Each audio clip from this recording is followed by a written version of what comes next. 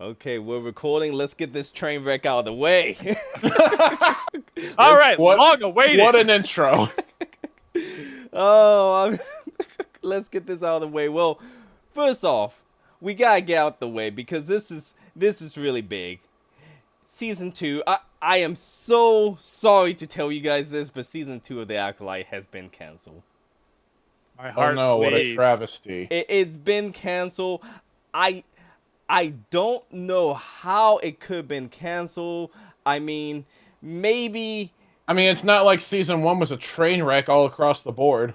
I mean, I just don't know how because it seemed like such a good show. It had so many views, so many good ratings. I don't know how it got canceled. I okay. can't figure it out. Okay, just to say, I hate to interrupt the obvious facetiousness, but I have to say, this is why people don't trust Rotten Tomatoes. 78% versus 18. Are you freaking kidding me? That is Okay, look, I don't know what the hell they're being paid at Rotten Tomatoes, but They can't be being paid that well. you guys, it's not worth it. Your word is absolute crap because of this crap. Here's how you know it's bad. IGN gave it a 6.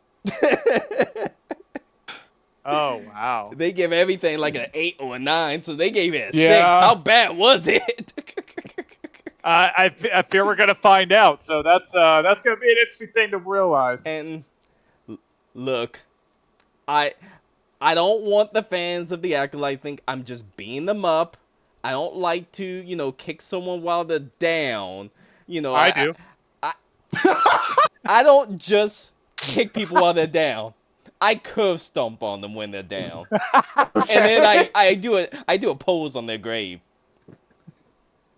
So, Be honest, you would have put a picture of you urinating on that grave if this site would have let you do it. I was looking for it.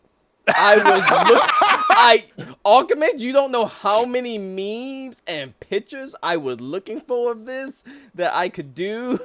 I mean, I don't know how Disney screwed up so badly. I mean, just give you Okay. Okay, now I have to ask. This will give us a kind of knowledge about this. I have to know, in comparison, is The Last Jedi watchable? Yes. Oh, no, I actually prefer The Last Jedi to The Acolyte. I rather would have spent my time watching The Last to give people context. On my list of Star Wars movie, The Last Jedi is at the bottom for me.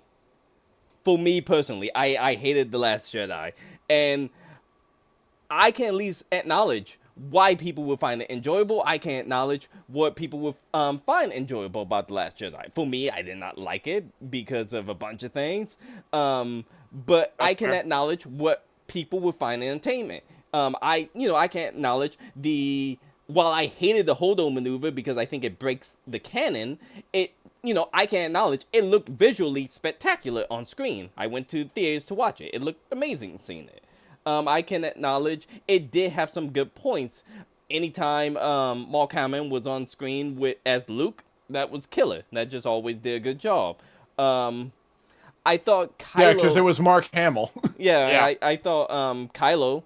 I thought this was probably his better movie because it felt like he got sidebar in the next film. So Yeah.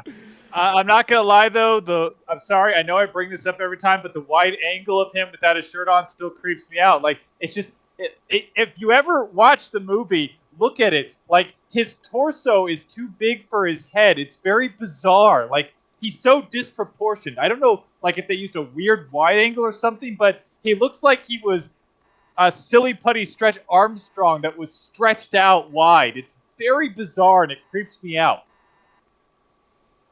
It's uncanny valley for me. Just proportions are off. It bothers me. It's very uncanny valley. But yeah, I do get that. And this is from someone. Okay, so for me, Attack of the Clones is still lower than The Last Jedi because at least The Last Jedi had some interesting moments. Attack of the Clones was just boring. I'm sorry, the movie was boring. So here's one thing to add to that.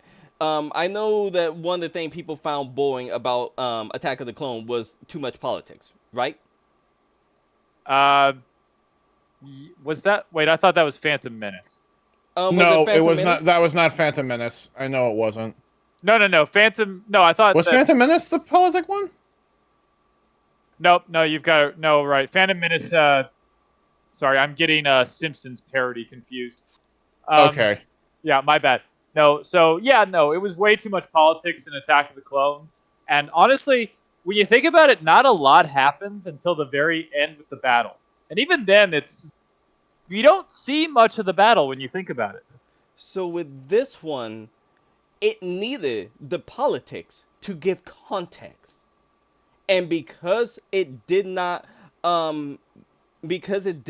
give any politics whatsoever, you have no context of what anyone is doing in this series. And this is from someone who's kept up with Star Wars. And to say I don't have context, that's saying a lot. That's like for you, Archimage, saying you don't have any context of what's going on in Doctor Who. We're close to being there. You're close to getting there. It's not that bad yet, but I understand. That is pretty bad. For someone who, like, follows this stuff, I mean, it's bad when the fans don't have context of what's going on. Like, where they feel like they need an entire scene to figure out what the hell's going on, that is really bad. I can vouch for that. Well, not a whole scene. Like, there's a whole So one thing I'll get into, there's a whole subplot missing for that is actually kind of a main subplot to not talk about until the very end. And this was apparently going on in the background. But we'll get started. Let me start. The way we'll do this, since I've seen it, I will summarize every episode. At any point, you're free to stop me to just to ask, or to you can't believe something you saw, such as what I showed you guys last week with the fire in space, in the vacuum of space. No, do not. So, Do not. Let's wait before having freakouts about that again. okay. I will give a list of the names of the characters and stuff. I'll put them on screen.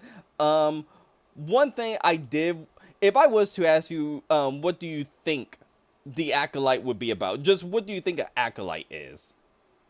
Okay, so out of curiosity, are we basing this on, like, the picture we've got? Like, I'm just, what's our context for our guess, basically? Just the word Acolyte. Just the word Acolyte? Yeah, just the word. Um, If you had to just take a guess what Acolyte meant in terms of Star Wars.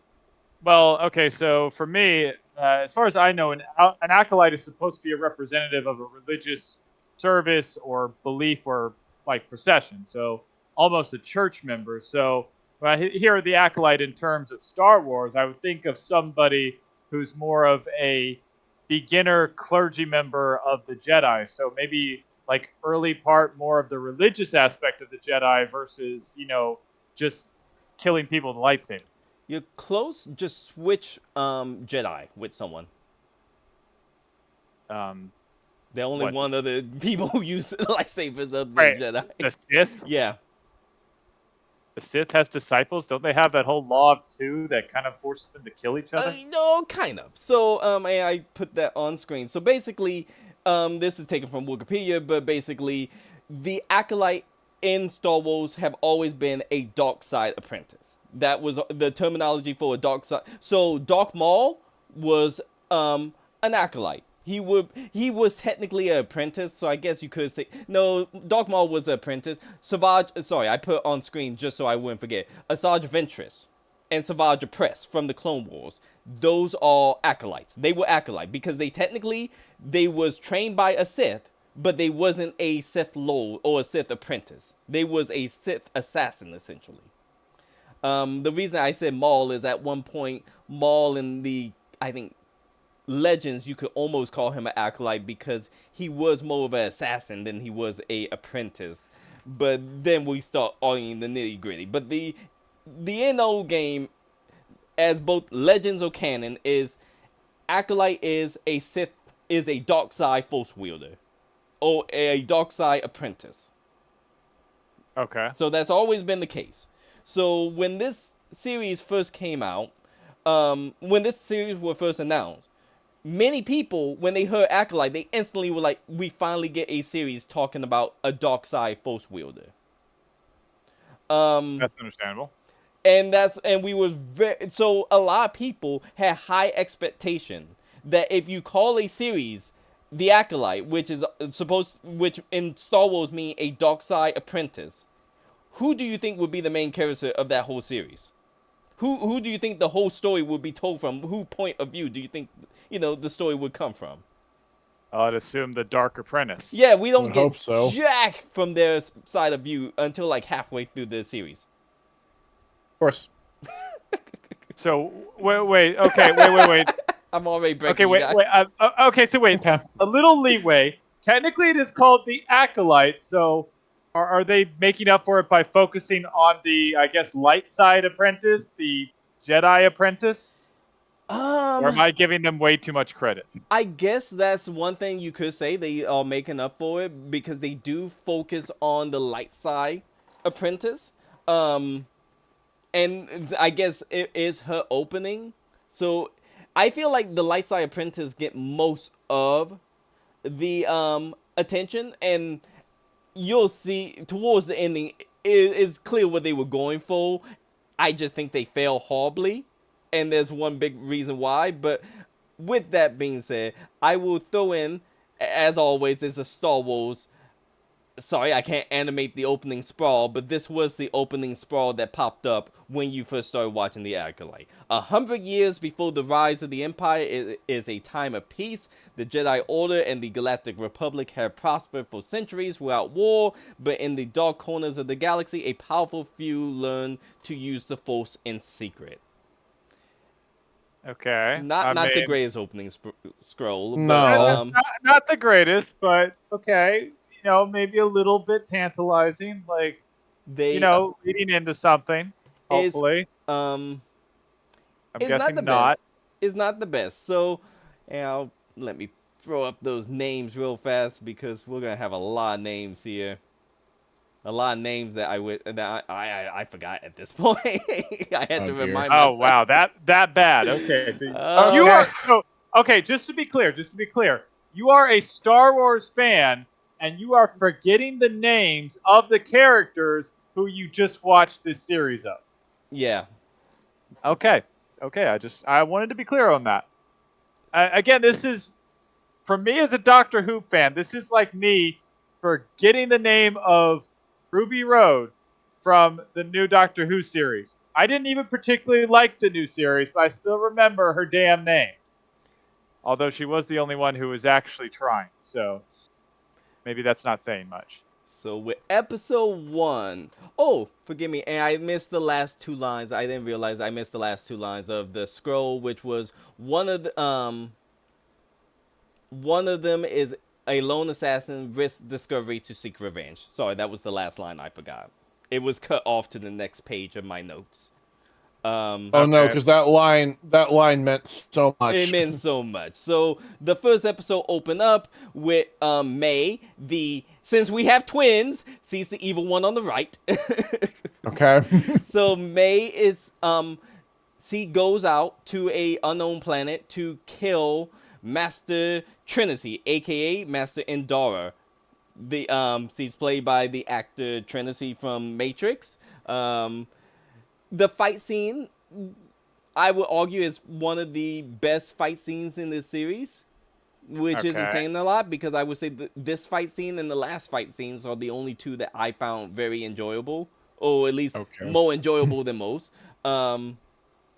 It was interesting because the majority of the fight scene, she's using false, I call it false fu, because he's not using her lightsabers, he's using the force and kung fu essentially to fight May. Okay, wait. Okay, here we go. What We do you gotta mean? stop. Okay, so this was one of the things I had in my notes to show you guys if you wanted. Okay, you know what? After Zed, hearing force I think I need force to know foo, this. I think I need the context now. Okay, so because I need to know if it's tiger style, lion style. So okay, before I we pause, might need to see this fight. so before I pause to go to the fight, let me give some build up to it before I pause to go to the fight, because I want to get your reaction before I show you the fight. Oh, What dear. would if I told you? How do you think this went? Because you see her, that hood outfit she's wearing. That's what she's wearing when she walked into the bar. She walked into a bar and say, "I'm looking for a Jedi." I cannot lie to you guys. She walks into a bar. So an assassin walks into a bar. This sounds like the start of a bad joke. So Then an assassin walks into a bar. I would never lie to you. An assassin walk into a bar and say, "Hey, I'm looking for a Jedi Master," and then she goes up to the Jedi Master and say, "Challenge me." I mean, What? okay, Fight me with all your might. Wait, okay. Look, if we're going with the bad joke premise, wouldn't it be better if she went up and said, "I challenge you"? She probably does. I mean, she's practically doing that anyway, so, like, saying "challenge me," like, isn't that... So Like, the other what- thing I like is the Jedi's like, everyone laughs at her because I would laugh at her. That's stupid. You walks up Yeah. to that's like walking up Yes. to a cop in a donut shop and say, "Fight me if you dare." I'm kind of wondering if anyone's been stupid enough to do that. No, that's well. Anyway, you think you would think with that reaction, it would just be, okay, bye kid, go away. Well, Right. then May beat up almost everyone in the bar to get the Jedi to fight her. Wait. So, wait. What? It took What? the girl had to beat up the entire bar before the Jedi finally got off her ass? Yes. Aren't they Okay. supposed to be peacekeepers? This is the High Republic. This is the Jedi at their pinnacle. I want you to remember everything. If I show any scene from this is the Jedi when Obi-Wan was all misty-eyed saying the Jedi at their height was glorious, this is the time he's referring to. This is... Wait, so then shouldn't they be peacekeepers? Yes. No, they are straight up cops. Then, like, she should have... Okay, Like the first now punch that I wrong got should've- your brain successfully scrambled, let me pause the recording. Okay, we'll unpause. We're back.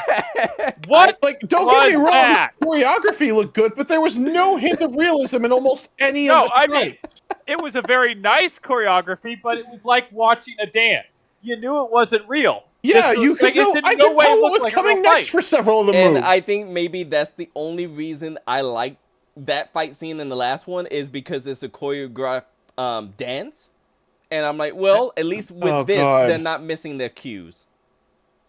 Oh, wow. Because in the fight scene that they claim, I'll show it. I'll show the entirety of the fight scene that they claim was was as good as the fight scene that we saw in Phantom Menace. Somehow I'm going to seriously doubt it if that's...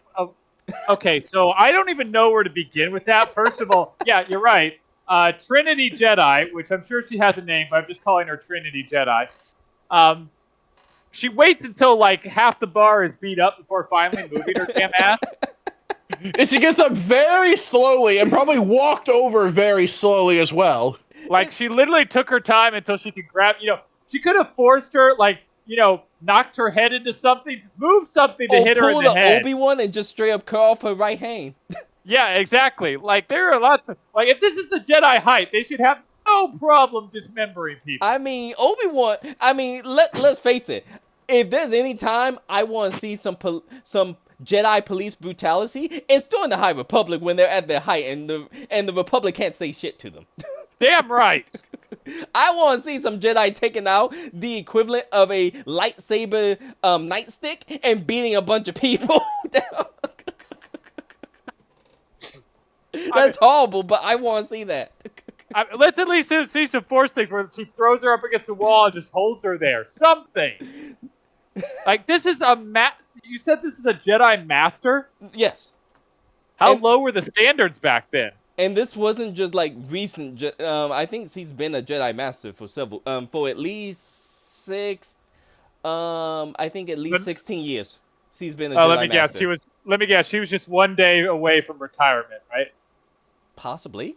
I'm not even joking there. Possibly. I'm unsure. Jedi don't really retire, but she had a It's job trope.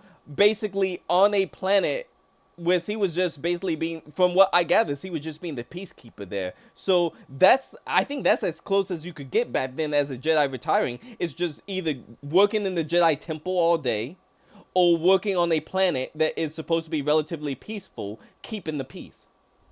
Okay, so basically like a town sheriff. Yeah, so I mean, yes, he technically was doing the equivalent of a Jedi desk job at this point, which was either being in the Jedi archive or being on a planet that is supposed to be relatively peaceful, being a space cop.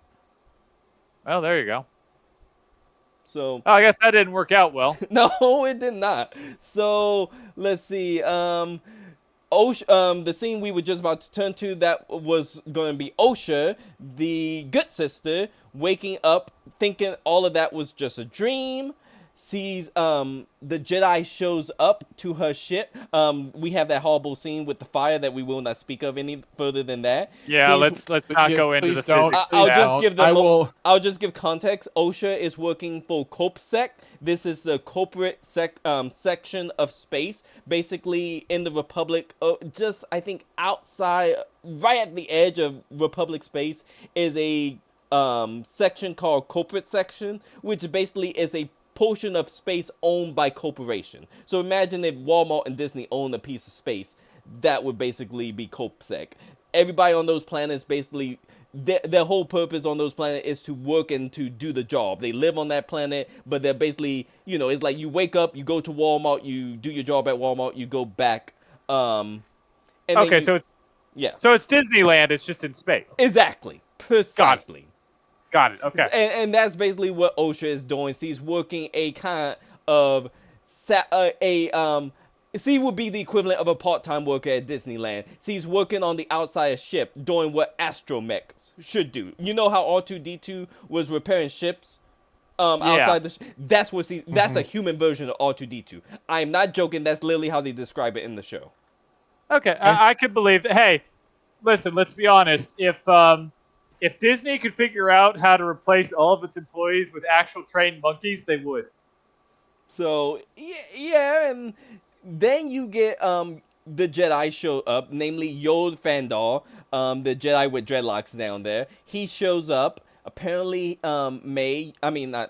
Osha used to be a former Jedi Padawan who decided to leave the Jedi Order, and the only job she could find was this.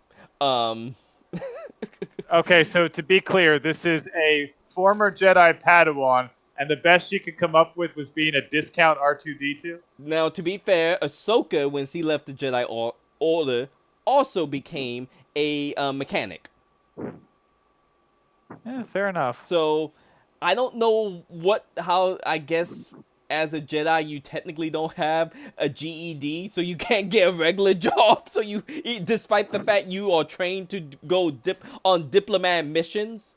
So, and not to mention, you can use the Force and literally move things with your mind. I think the problem is, but there's no need for that skill, apparently. Well, you think Jedis would be bodyguards.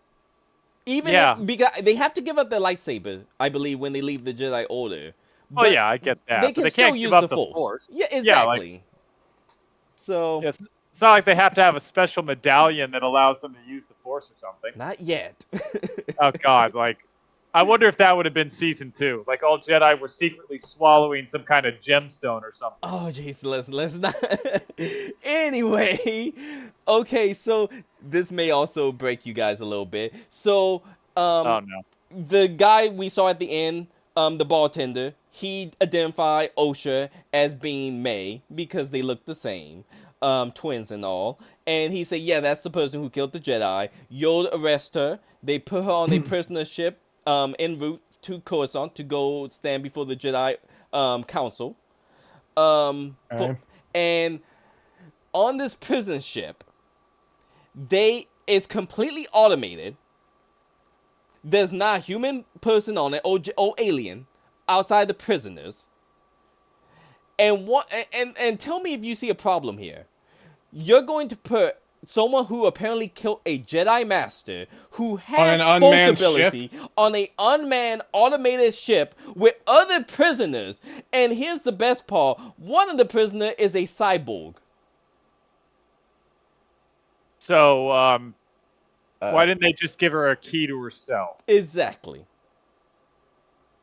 So, needless to say, Okay. the cyborg prisoner hacked the automated autopilot system, and I will say this: I did find it a little bit amusing. The autopilot is literally a seat droid. The seat of the ship is a droid. That is the autopilot. So it's like the whatever that weird autopilot was in that Wall-E movie. Then. Exactly. So, needless Okay. to say, they take it. They leave the ship. They leave the Jedi on they leave Osha on the ship. The ship is about to crash because during the prison break they kind of mess with the controls and it caused it to get caught in the gravity of another planet. Osha managed to get out using, of course, the Force to get the key. See, get out. See, get to the ship. Do a crash landing, get out of the ship completely unharmed. During that whole time, Soul, her former master, he was sent. He decided to go looking for her. As well. When he heard her ship went down, he took his apprentice Jackie, the little girl just beneath Soul, to go search for her, and they decide to let her go since, being her former master and all. And basically Osha's on the planet, he's running, and then you got a little scene where he's running from Soul and Jackie. He falls off a cliff, and Soul grab her using the Force and agreed to that she must be innocent, and he'll help her prove her name. And that's the end of episode 1. Okay, so Soul's kind of the wise old man in this. More of the father figure. He's the Obi-Wan. Okay. Is that a bit of an insult to Obi-Wan? A little bit. Okay. Gotcha. And what kills me is I'll throw in one other name, and that would be Venestra Rowe, the one in the lower left-hand corner. See, I think they give her name once. I wasn't paying attention that much when I first saw this. She's basically part of the Jedi Council right now. She's in charge of this investigation. Basically, everyone's reporting to her, so she must be fairly high up. She's not Okay, on the, I don't think she's on the Jedi High Council, but she is on a Jedi Council. Apparently, they got Okay, more. I have two questions. Yes. One, is her lightsaber purple or Yes. pink? It's purple. Purple. Okay, and two, does she in any way earn the right to carry the same lightsaber color as Samuel L. Jackson's character? Essentially, is she worthy as Mace Windu of it? Yes. Comic book and novel version, yes. This version, no way in hell. Also, that's not a lightsaber, that's a light whip. I'm sorry, a what? That's a lightsaber whip. It doesn't What? show very well, I think because they were trying to hide it, so they wouldn't reveal it. They made it a lightsaber. Wait. Uh-oh. A lightsaber whip? Yes.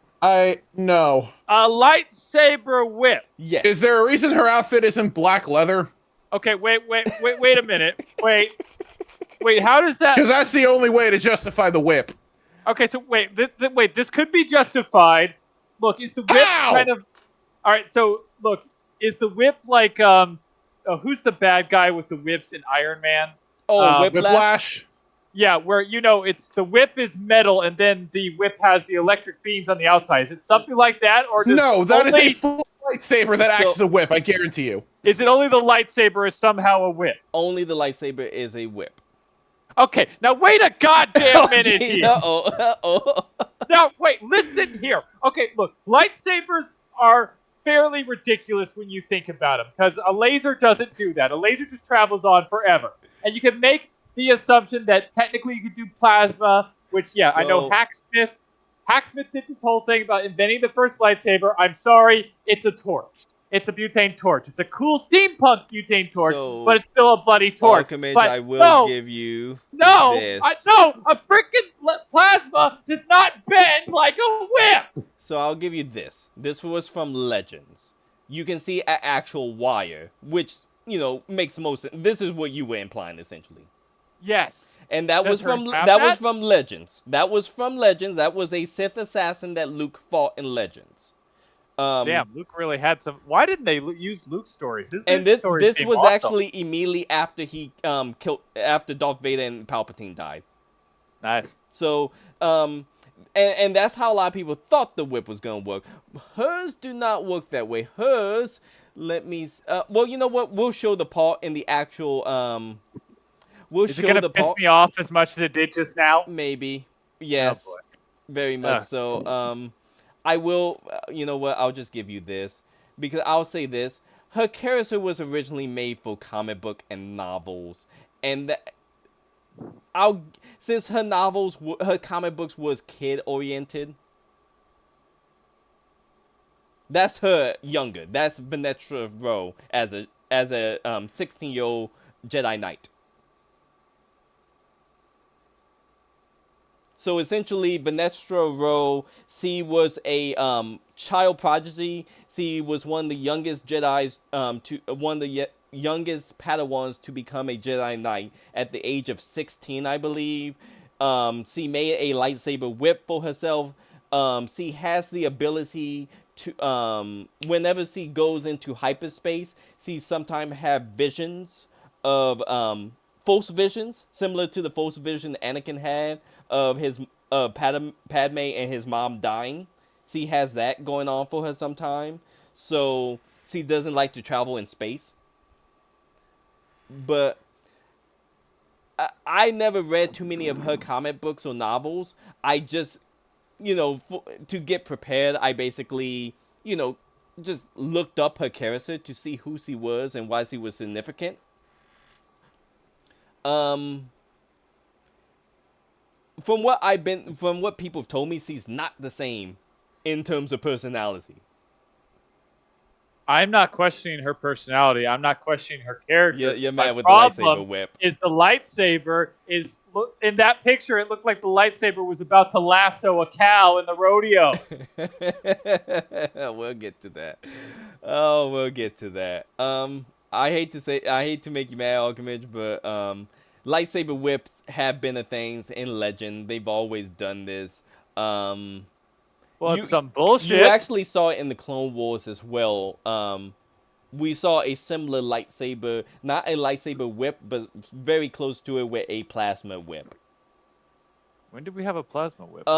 You may have missed it. This was the arc where Anakin, Ahsoka, and Obi-Wan get captured by slavers, and they have to beat a whole slave ring, and the slavers had plasma whips that they're using to hit people with. I do not remember that. This was one of the very obscure seasons of the Clone Wars.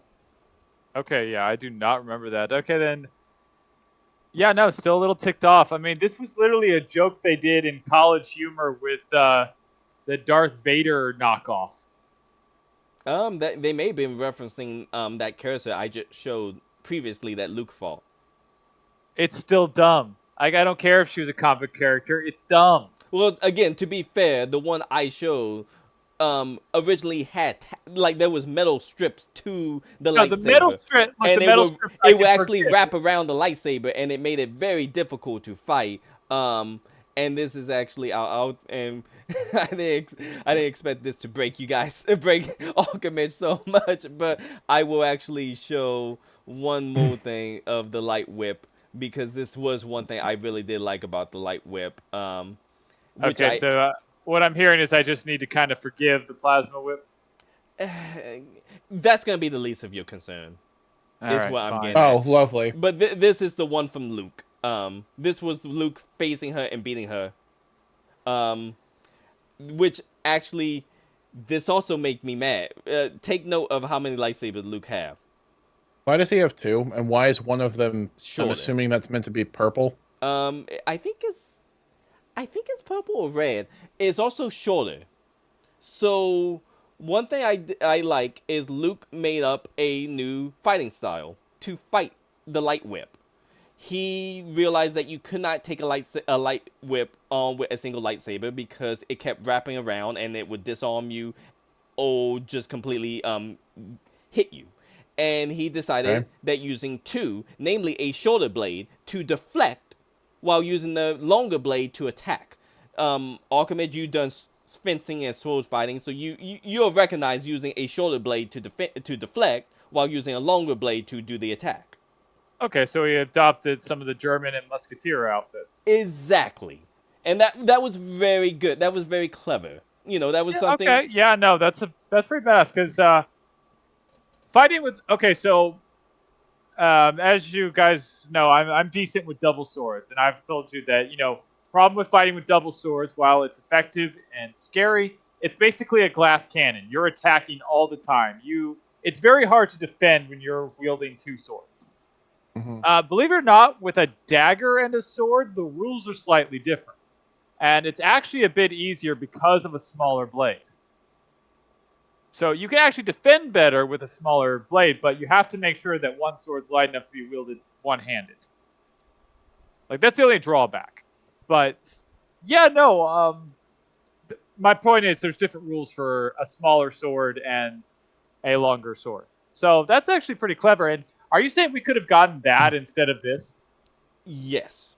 Wow. Okay. And we're almost getting a little bit of a rewrite of it, and I'll get to that later on. But we'll get to episode 2, which is basically this time May sneaks into the Jedi Temple to kill her next Jedi Master, Tobin.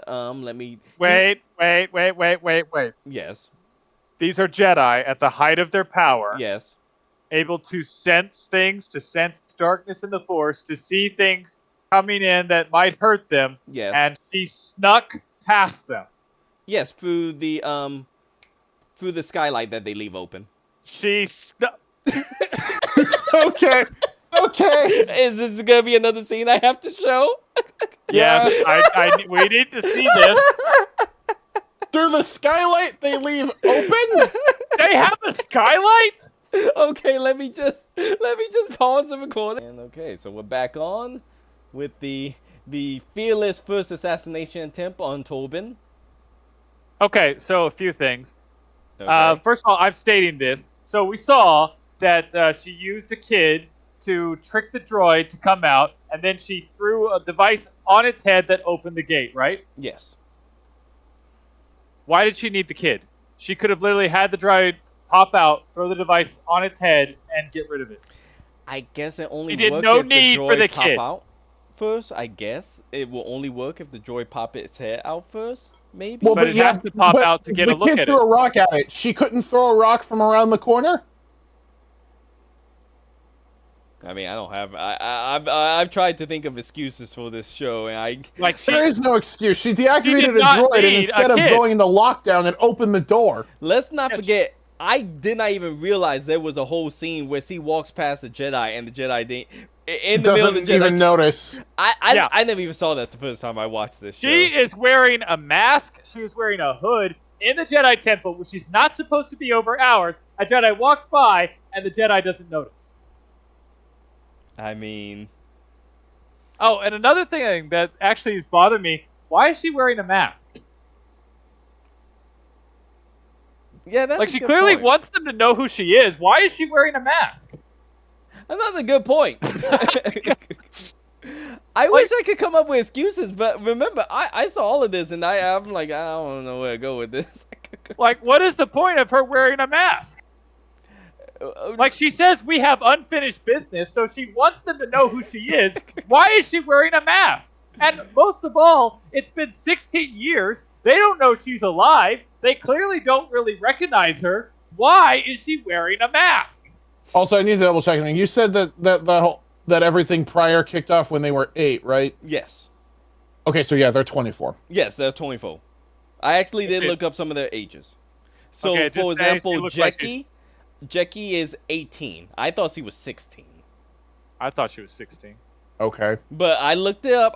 Because I'm like, I had to figure out her age because I'm like, no, something is not right. If I like, yeah, that kept throwing me off. I'm like, she looked like she's 16 to me. So So the actress who plays her in real life, she's 18. no, Jackie herself, the Padawan is supposed to be 18. In the show, Yes. Yes. 18. Mm-hmm. Okay. No, I didn't get it either, but that's what they said. So I'm like, okay, I'll go with it if that's the case. I thought she was 16. You'll see why I had to look it up later on when we get to, I think, episode 4. But from what you guys saw, May failed her first attempt. She goes because Tobin is taking the Barras vow. The Barras vow, for people wondering, is a vow where basically a Jedi is doing a penance. Meditation. Usually they are supposed to go off, seclude themselves in the middle of nowhere, and just meditate in the Force so they can clear their mind and recenter themselves. He's for some reason taking it in the middle of a Jedi temple, surrounded by people, which seem a little bit stupid. He's a cop taking a leave of absence in the break room. Yes, exactly. I mean, that's the one best way way to to go put it. about Zed. it. That's the best way to put it.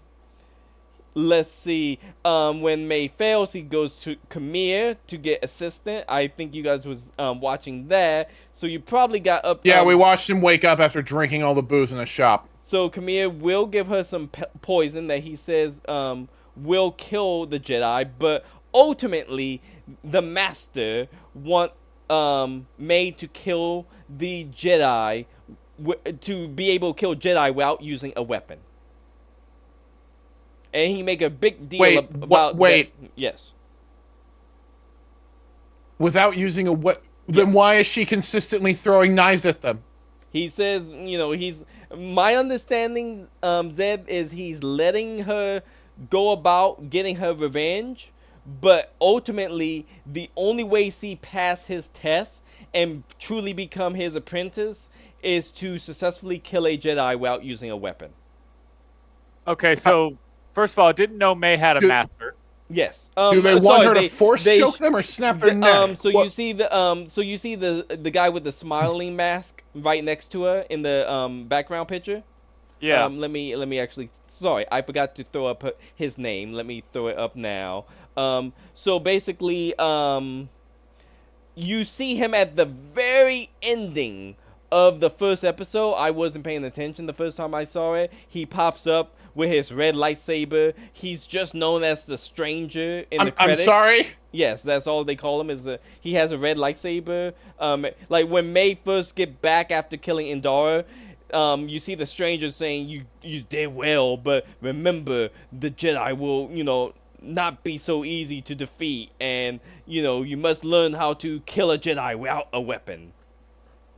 He's holding a lightsaber. He has a weapon. Oh, yeah, and he kills many of the Jedi using a weapon. Why does she why does she need to know how to kill a Jedi without a weapon? They never reveal why he want her to do this, and I thought, what do you think it means to kill a Jedi without a lightsaber? Because what I originally thought... Force choke or snap their neck. One of the two. So, Zed, you would have been right. I thought something deeper. I, like being stupid, thinking this show had more meaning, thought this meant, how do you kill the Jedi without a weapon? You make them look bad to the public. You break them down. You make them, break their code of honor. Oh, you thought he was talking about, like, taking away their power. I would have thought that too. I thought on a philosophical level, how do you kill the Jedi without a weapon? You kill their image. Exactly. You make the I Jedi... thought, period, he meant, like, no, figure out how to kill them without using a weapon. No, I was going philosophical too. And see, I went philosophical. Zed, you win. You win. That's what they wanted them to do. The whole series, they wanted them to force choke someone. Okay. That's apparently a big deal for some reason. What? Why? I don't think this is the first force choking, unless they're trying to canonize that now.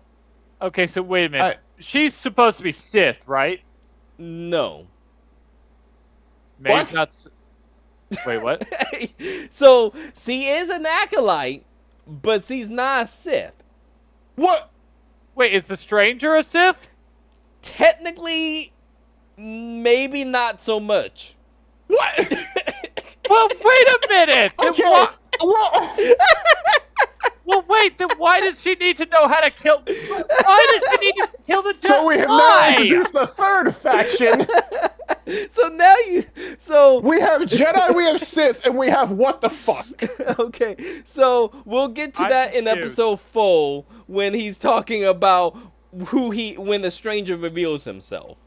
Oh God, we haven't even finished episode 2. So episode 2, Tobin, May breaks back in to try to use the poison to kill Tobin. Okay, wait. Yes. Hold it. Yes, How does she break back in? the same way he broke in the first time, I think. Walking So she does through the front exact door. Same thing. It's either through the door or through the skylight. Choose one. I think it was through the skylight. Do they actually show it, or is she just there? Give me a sec. She's probably Like- just in there again. I legit need to know this. Like, did she go through the skylight the second time, or did she do the exact same thing, walk past more Jedi, and still get away with this? I think she went through the skylight this time because I think that's what got me so confused. Was because Okay. I vaguely recall like she got in a second time and let's see. By the way, can we just say that in this technologically advanced world, the Jedi Temple seem to have never heard of motion sensors? You know, I mean, who would be stupid enough to? I mean, the security system apparently shuts down and opens the door instead of shutting down and locking everything, so... That's another thing. Didn't they find that little device on it? Yep. What?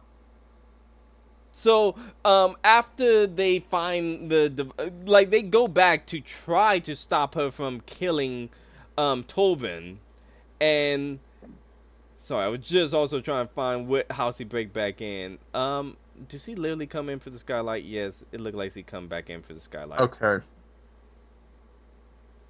By the way, that skylight is not a skylight. It's just a hole with some glass around it. It's like, is there even glass around it? I think there was glass and then the circle thing, because I don't think there was any like cover popped off of it. Okay, it's like the Oculus in Oh the Pantheon. shit! Why I didn't is even realize that. So she breaks back in broad daylight. wait what? Yeah, it's the middle of the day. So the Jedi are talking. So basically, it's the middle of the day. The Jedi are one of the Jedi's captured the kid that they used to, that May used to throw the rock, and That was completely pointless. exactly. And they're talking to her, and while they're talking to her outside the Jedi temple, May's break back in to make Tobin drink the poison. I'm sorry. Why is Tolbin going to drink the poison? Okay, so what we get here is when she breaks back in, May confront him and wakes him up and say, I know what you, essentially she do something it says some cryptic, I know what you did. If you want true forgiveness for what you did, here's the poison. Do what this is the only way you get forgiveness. And he wakes up and he go, I thought we were doing the right thing. And he drink the poison and kill himself. That's the Jedi Master willingly commit suicide. That made a lot of people angry. Okay. Wait. Hold on. So, just to say, at the beginning, we saw her attack with variously decent martial arts moves, then throw several knives, and he didn't even wake up. She lightly gives him some chit chat, and suddenly she wakes up. And suddenly he wakes up. Is that Yes, about right? Correct. And then she successfully convinces him that the correct thing to do is kill himself. So it's not given, but it's indicated that he recognized her like Indara did, and I should also mention this isn't revealed yet, but he is Indara's former Padawan, so he like Indara or Master Trinity would recognize who May is when she took her mask off. But the difference is he went out like a bitch? Yes. Okay. Okay, if he's dead, can you please say what the hell did he do? That will be revealed in episode 7. Okay, Okay. I'm curious. Okay. Got You it. see, but Zed, you see now, like I'm like, okay, what could a Jedi have done so bad that they would commit suicide over it? Well, I mean, I said that I made the dumb joke, what did he do? Jaywalk to indicate a very low thing. And you said that it was about on that level. He didn't jaywalk. I can at least say that. I know he didn't do that, but if it's on that same level, what did he do? It get pretty stupid. Okay. We haven't even got to the witches yet. Oh, Right, there are witches. Okay, so moving Are we gonna be on. in tears by the end of this? Because Yeah, okay, let me give you context. You see the Wookiee in the lower left-hand corner? yeah. You see the Weasel next to him? Yeah. I thought that Weasel would have been a secondary throwaway character. That Weasel is a plot line. Oh, fuck. Okay, so trying to move on actually. So she said, "I know what you did, and he can't live with the guilt, and he kills himself." Yes. Yeah, okay. Again, I'm gonna say it. Bitch way for a Jedi to go out. Okay, so she accomplishes this. I'm assuming she escapes through the big open skylight again. So Or does she walk out the fucking door? I believe she tries to walk because the Jedi tried to capture her. They sense something is off, and they do act like they. Oh, now they said something. Now their senses now work. they sense it. Because I think they sense his death. They do try to capture. No, sorry. They she does get away, but they do know at this point that she went to Kamir and his shop, so they go there, and that's when they start trying to realize. Okay, she's still in the city. She's trying to find a way out. They start trying to contain the city. During the night, she's trying to make her escape. They manage to corner her, and she fights her way out. And she managed to get away. And right before she managed to get away, she see that her twin sister Osha is still alive, and they know that each other is alive. Osha shoot her gun at May, is on stun. May flees, and that's the ending of the. Oh, and before the episode ends, we see the Wookiee Jedi named Kilnaka, and it's teased that he's going to be the main part of the next episode. Okay, is this fight scene any better? It's not much of a fight scene. It's like a couple. It's like. I mean, Is this fight scene worth seeing? I didn't even leave notes to myself to see it. Okay, so the answer is no. I mean, if you watch it, you're probably gonna get upset how multiple Jedis who are supposed to be at a point where they can trap her, and yet she get away from them.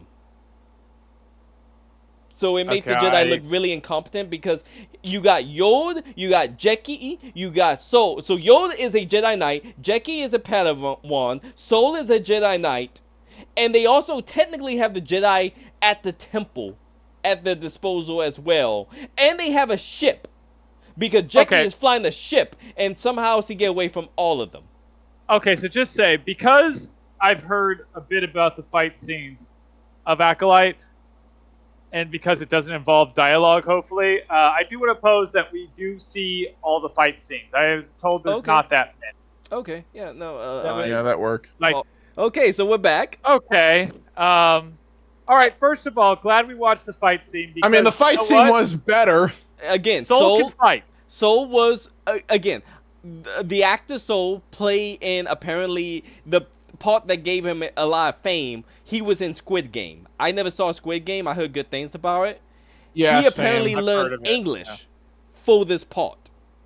Okay. Like this is his first English speaking part, if I'm not mistaken, and he learned English specifically for this part. Damn it had to be in this? Exactly. God, I feel sorry for this guy. I felt horrible for this guy because this guy is clearly a talented actor. I hope he get a better role than this in the future because he is clearly a good actor. Like, judge his scenes because especially in this fight scene, his did not look choreographed. Like, clearly he was screwing with her the whole time and he was in control. Like, this is a Jedi Master. Yes. Yeah. And like, this is a Jedi Master at their height. He technically is. Indar was a master.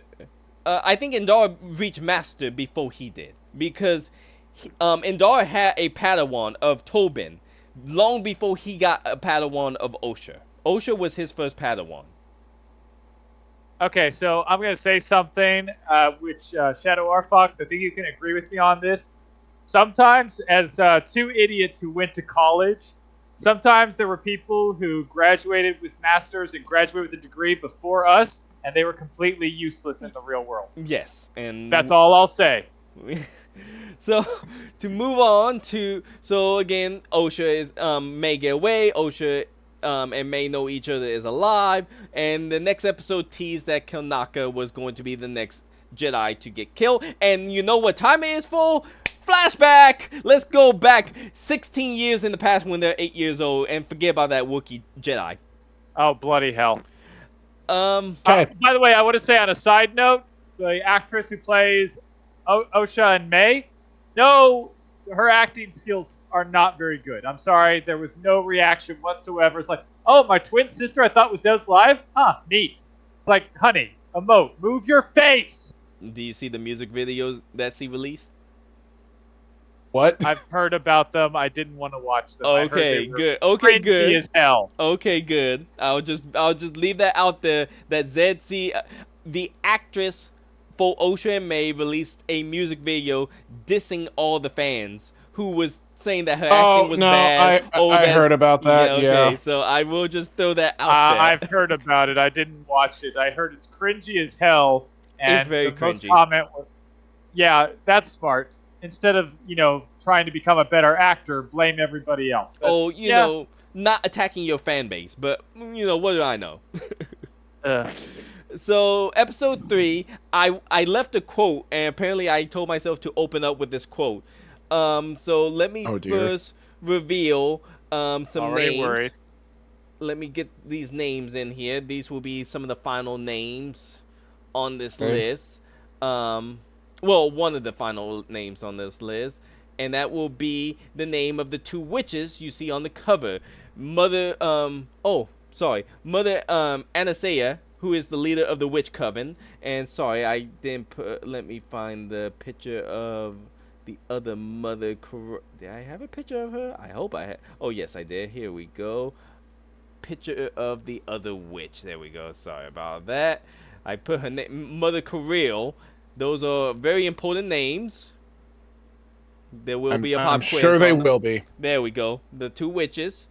So Okay, I had just to say, my answer for the pop quiz is D, I don't care. Okay, so this is a quote from Mother Anastasia. All living things are connected by the same thread. A thread woven through all of existence. Some call it a force and claim to use it. But we know the thread is not a power you wield. What? I should also say that after saying that, she wield the force immediately after saying that line. I will show that scene if you want, but So wait. So the force isn't the force; it's a thread. To the witches, yes. So they're trying to rename the force the thread. So I should add, one of the key point of the High Republic is the Jedi don't just see the force in a one standard way. If another alien come into the Jedi Order and they see the force as a different thing, they will acknowledge, okay, that's how your people see it. We call it the force. You can continue to call it what you want, but at the end of the day, this is how we use it. I was going to say, she essentially called a knife a weapon, not a tool, and then proceeds to use a knife to chop up vegetables. Exactly. Okay. I should also note that some Jedis do at this point see the Force as music. That's fine. Yeah, so it is strange. Again, this is all High Republic stuff. So this is 16 years earlier. May and Osha are currently 8. They're on the planet Brindok. I left a lot of notes for this episode because this one apparently pissed me off the most. Oh God! To give you detail, I counted at least 41 different witches on screen in one scene. No reference is given on an accurate number of the witches in the coven. I left that as a note to myself. So apparently that's gonna be a big deal later on. Great. So Osha and May, Osha decide to sneak away from the coven. May, and sees apparently drawing symbols in her book. One of them looked like the Jedi, the symbol of the Jedi Order. May shows up and sees Star Force holding a butterfly. I left a note to myself, this is a big sociopath and red flags in my opinion, for an 8-year-old to torture a butterfly like that. Well, was she torturing it or just holding it still? She was holding it in place, and it was clear that it did not like being held in place and not able to move. Got it. So it looked almost very close to as if she was about to start force choking it. Okay. Let me. Oh, I also have. Oh, wow. I have a lot of pictures on this one. Give me one second because I apparently have a bunch of pictures of. Oh yes. Let me throw up this picture real fast because I believe I showed this to you guys a couple weeks earlier. This is the picture of the mining facility where the witches are living. Yeah.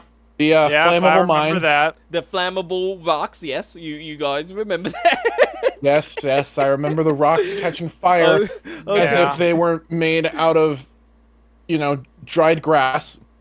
So, let's see. Oh, my notes for that one. Oh, Mother Corral come in to get them and bring them back to the coven.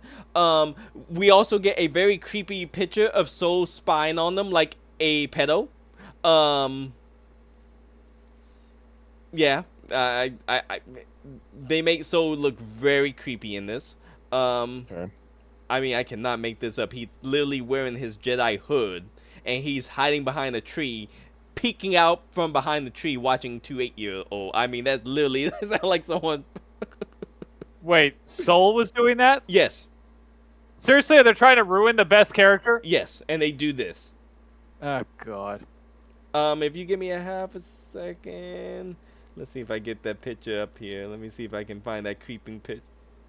Were there any fight scenes in this episode? No, actually. I don't see much of a need to watch it. Okay, that's probably a good thing. In that case, I'll carry on. I'm sorry, I don't need to see Soul being freaking creepy as hell. Don't worry. We'll get episode 7 to also see him being creepy. Okay. Okay, the witches apparently.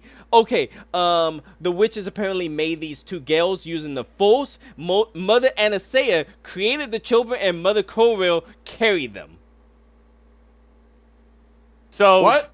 I had heard rumors about this. So basically, Anakin's thing is BS, and these witches can just do it whenever the fuck they want. Okay, so I had to look this up. So, Zed, to give you context, Mother Corel, the one with horns, she apparently was impregnated with these 2 twins.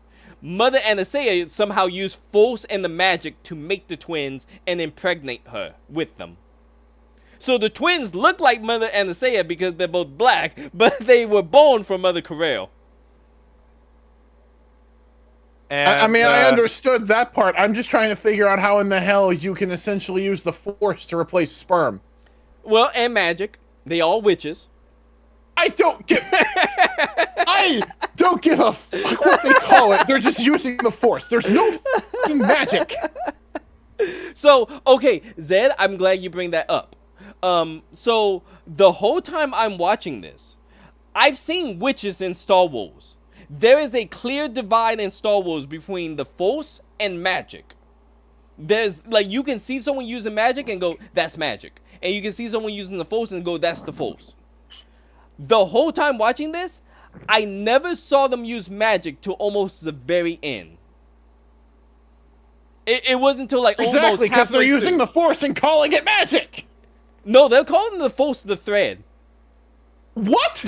Remember, I gave you the quote. I thought you just, yes, I thought that I didn't know they were actually calling it that. I mean, they do acknowledge it. It's the Force, but it's essentially the thread to them. And they're weaving a giant tapestry. I'm not nearly drunk enough for this shit. Yeah, Zed, if you want to go get some alcohol, I would recommend it. I'll be right back. One second. Okay. We'll pause it.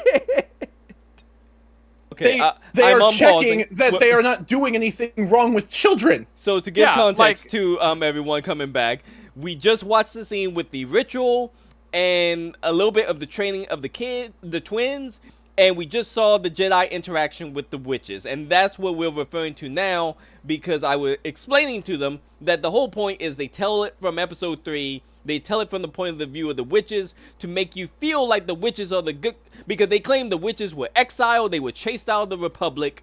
And I wonder why. And see, that's what got me the whole time. I'm watching this the first time, and I'm like thinking, well, the Republic are not new to having witches. They don't just chase you out because you're a witch.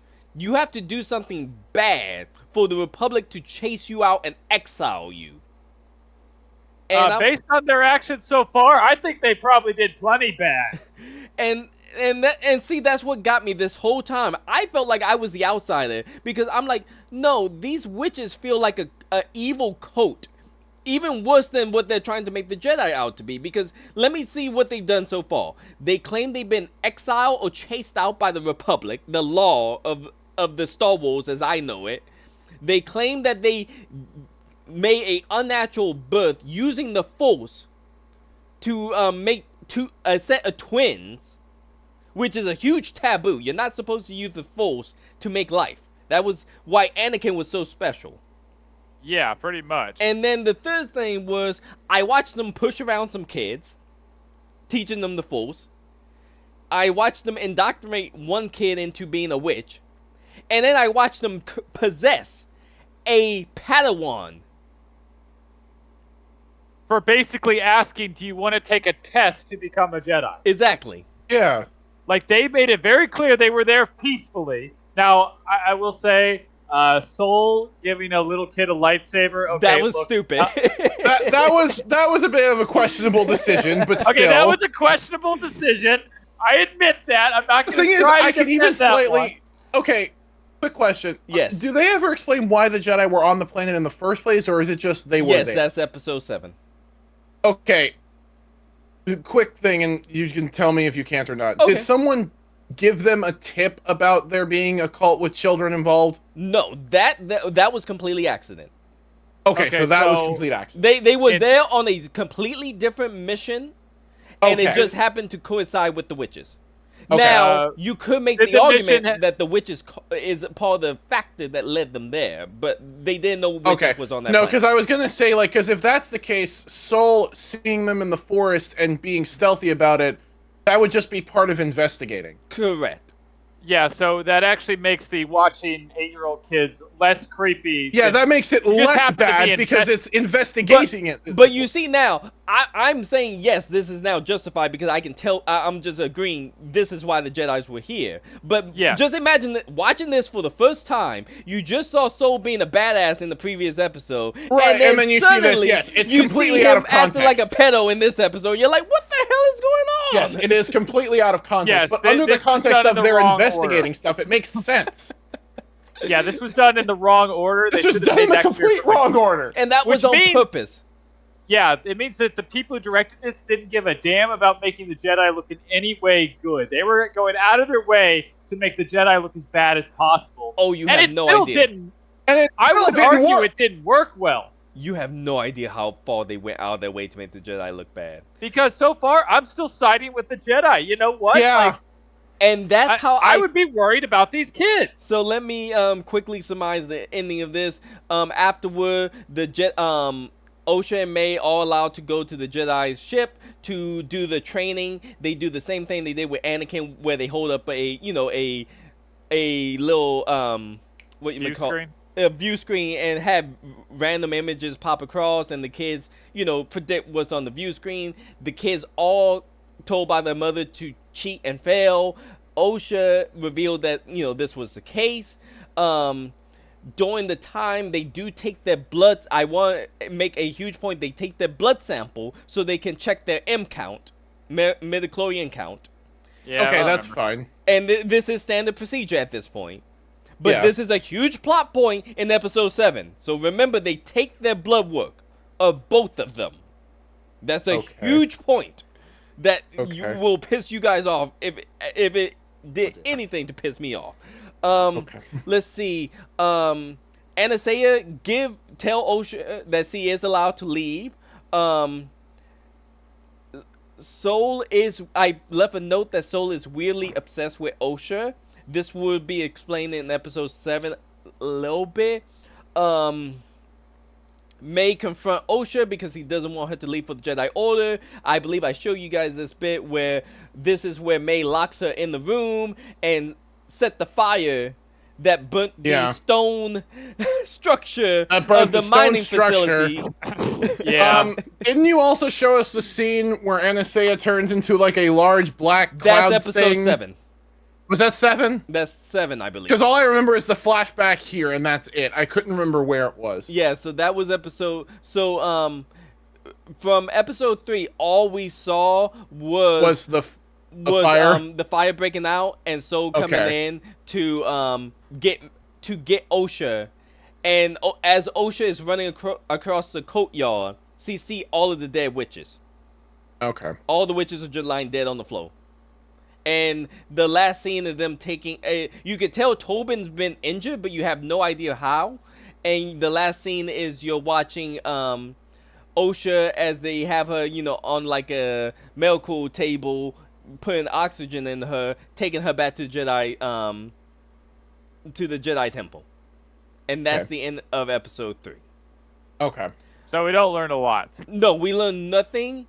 All we learned was all the witches died somehow. Apparently the Jedi was involved, and that's all we know. All I've learned is that the witches... I'm siding with the Jedi over the witches. Yeah, all I've learned is that I still side with the Jedi. And that's how I felt. Like, the funny thing is, even without the context that I would have had prior, I think I still would have sided with them. Because here's the thing. The Jedi are technically the space cops at this time period.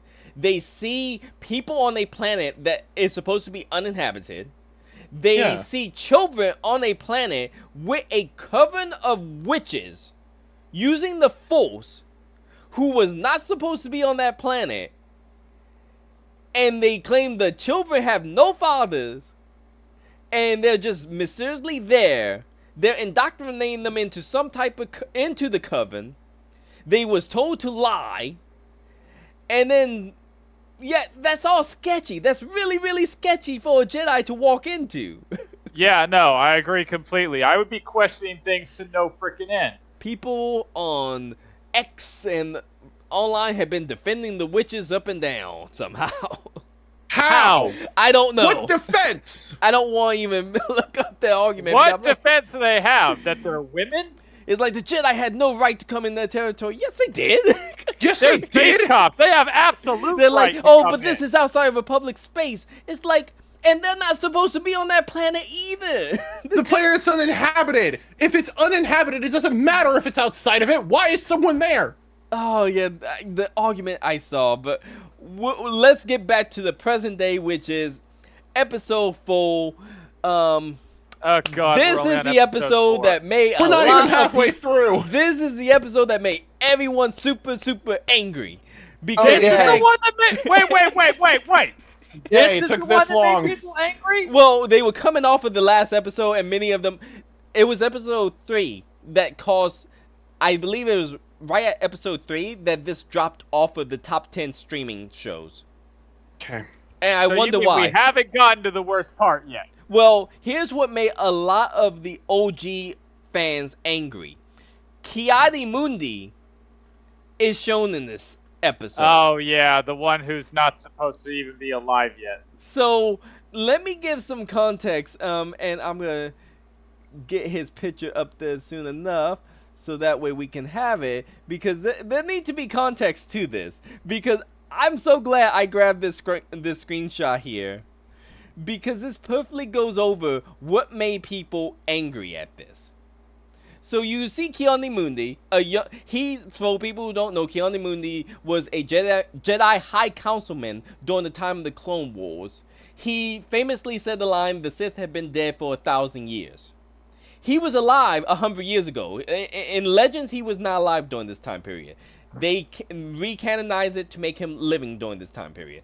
That's fine. No one give a care if they choose to make him 100 years older. It's strange, but it's not that outside the realm. The problem is, look what he's The doing. Sith have been the Sith have been dead for 1,000 years. Ignore the fact that 100 years ago I was looking into them. Not only was he looking into them, look what he's doing. I know I got blocked with some of those names, and I'll get those names out the way. But look what he is looking at on his holo projector. What do you think that is? Oh God, is that the stranger? That's not the stranger. He's looking at May as the footage from the previous episode.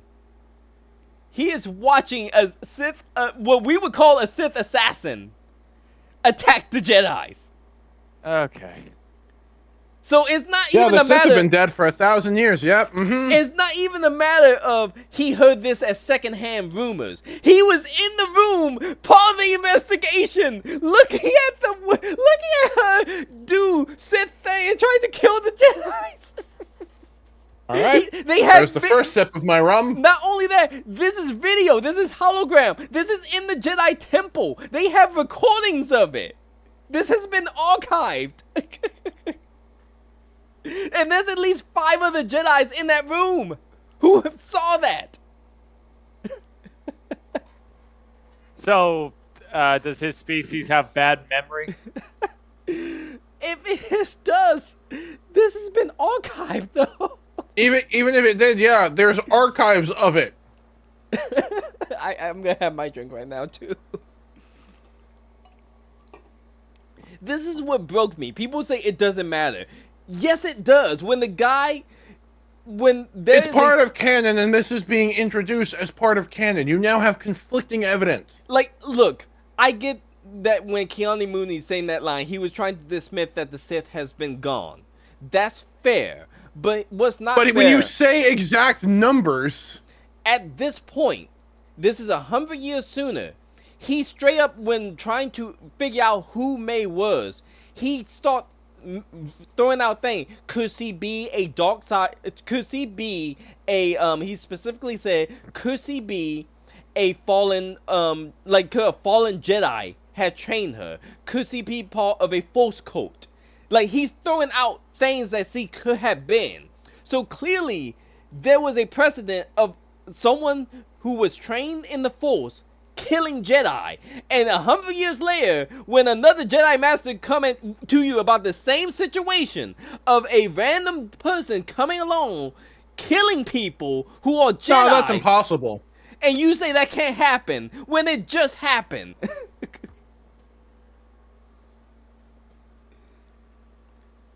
Yeah, I can see why fans were ticked off. Why did they even put him in? And Is there actually a point to him him being there? No, this was the only thing he was in there for. He was in the rest of the season. This is the only scene you see him in for the whole season. So why is he there? He didn't need to be there. If he had not been there, then you could easily made the argument they covered this all up, and he just didn't know about it. But he was in the room when they did the debriefing. So the director was just trying to flip off the fans. Yes. And Like, apparently, he was literally just trying to get rid of all the original fans. apparently, this is rumor. She wanted to have Yoda in that place as well. No. She wanted to have Yoda, If they had and they done that, told I her would no. have screamed. And they told her no, you cannot put Yoda in Good. there. Now, one other thing I will bring up about this part is there is another Jedi Master who was alive during this time period in canon that they didn't have to, change canon about. Ahsoka's old master, Plo Koon, the Jedi who was a weird-looking alien with a mask on. Oh yeah, he was awesome. He was 100 years old. He was alive during this time. He would have They been. definitely were going to use him. He would have been the perfect time. He would have been the perfect one to use here. Because notice he never said anything. He was there when Anakin was brought in, and he kept silent the whole time. He would have been the perfect one to use. So they just made someone younger, brought them into canon, made a whole scene no longer make sense, rather than using the person who is currently alive, who they could probably did something better with. I'm glad they didn't ruin Plo Koon, but That's what made a bunch of people mad about episode 4. So that's what give context to everyone asking why was all the fans so mad about Keanu Mooding being in that scene is because putting him in that scene, like people was complaining, yes, that he said the Sith were dead for 1,000 years. You could hand wave that away and say he didn't know, he wasn't alive during that time, and they covered it up. But rather than go with the easy explanation, you decide to double down, make the fans mad, put him in the room of the debriefing, and still have him say that line. Yep.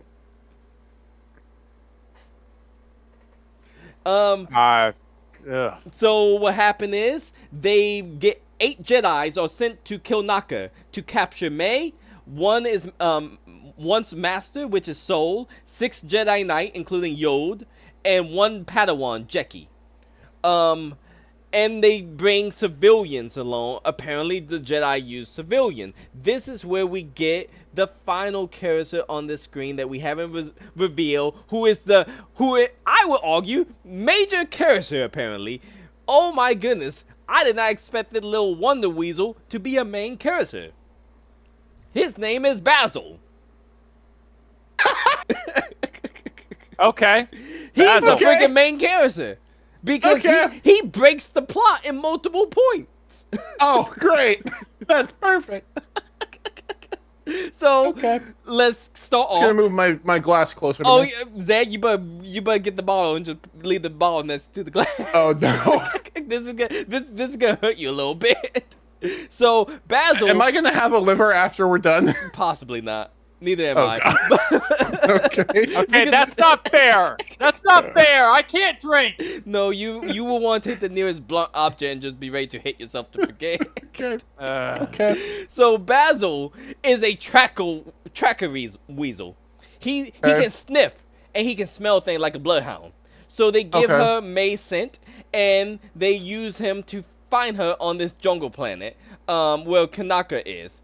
Apparently, Master Kanaka went off the grid, and he's been on this planet, I don't know, doing whatever, and he hasn't called back in.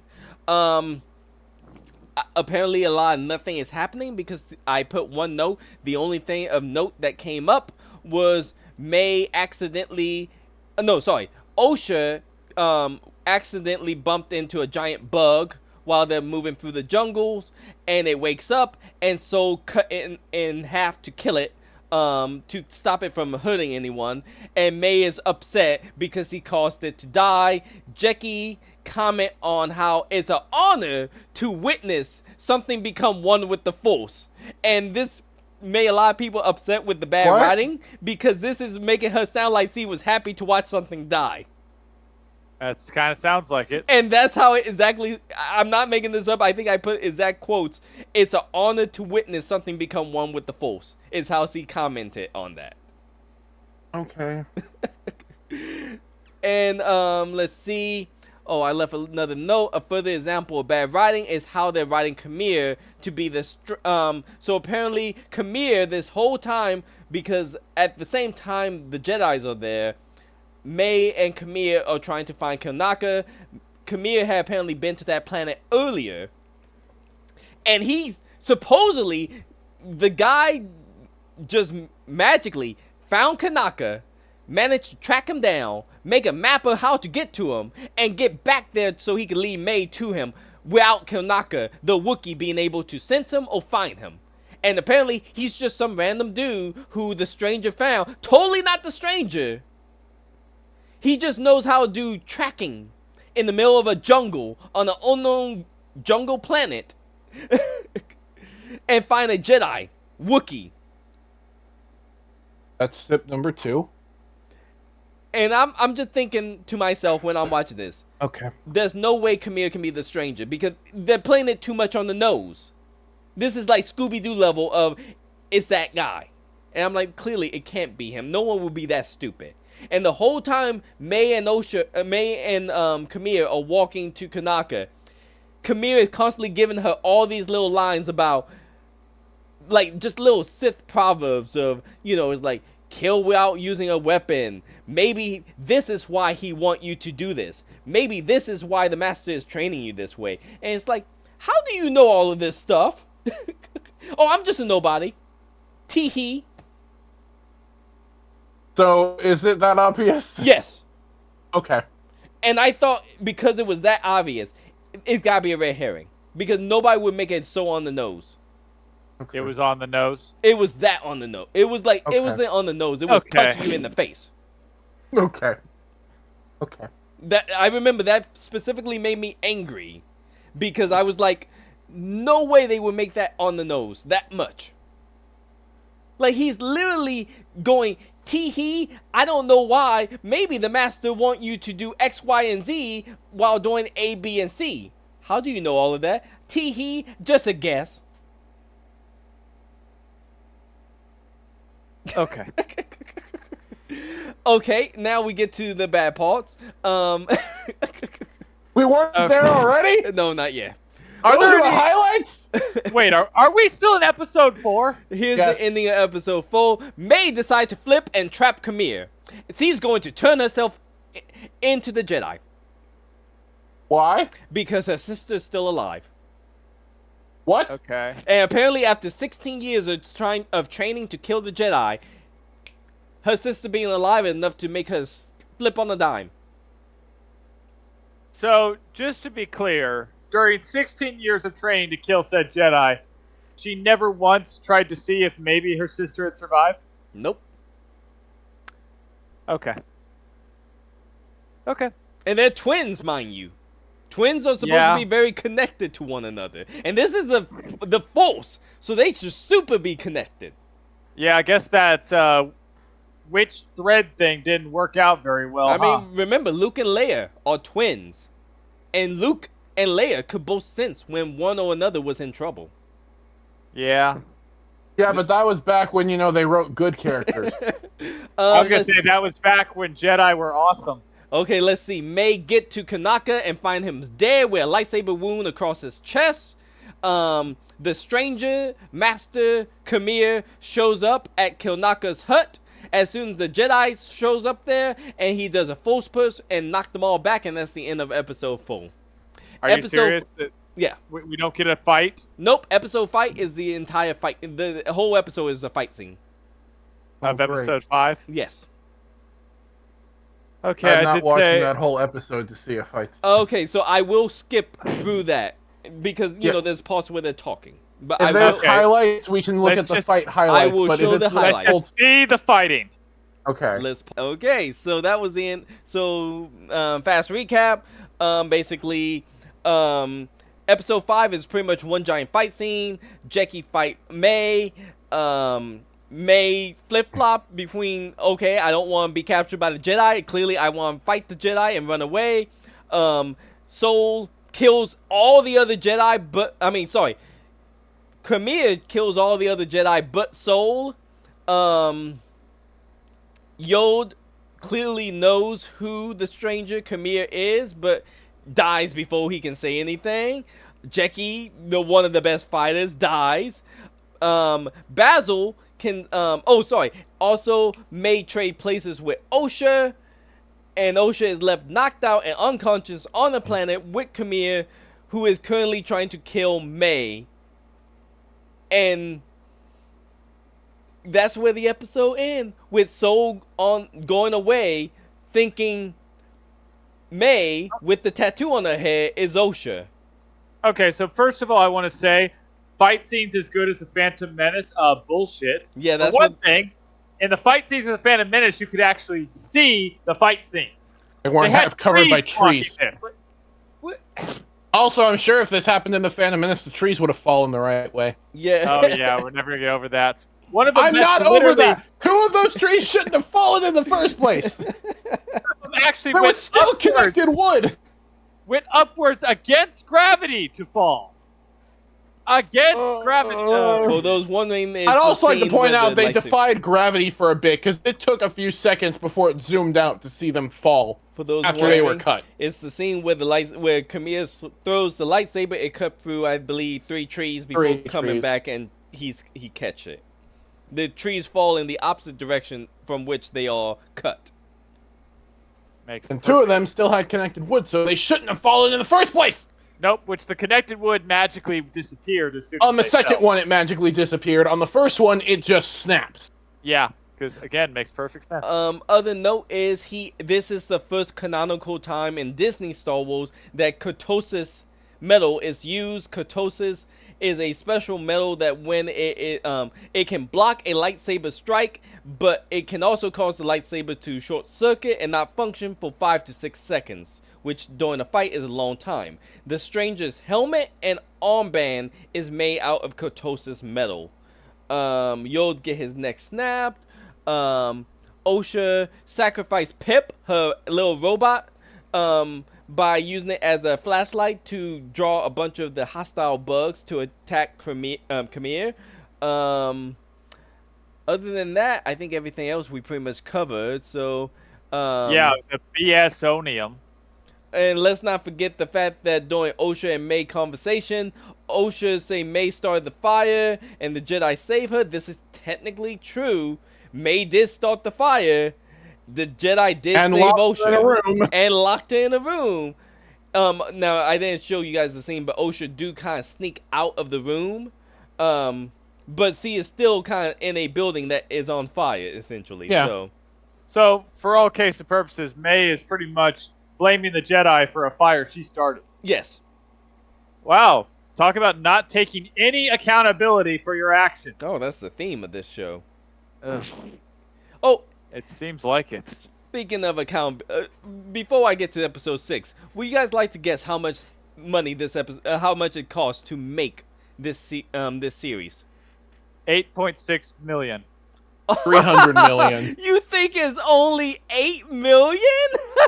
I'm gonna guess they got somewhere 300 million somehow. I mean, you got pretty close. It's $180 million to make this series. Damn.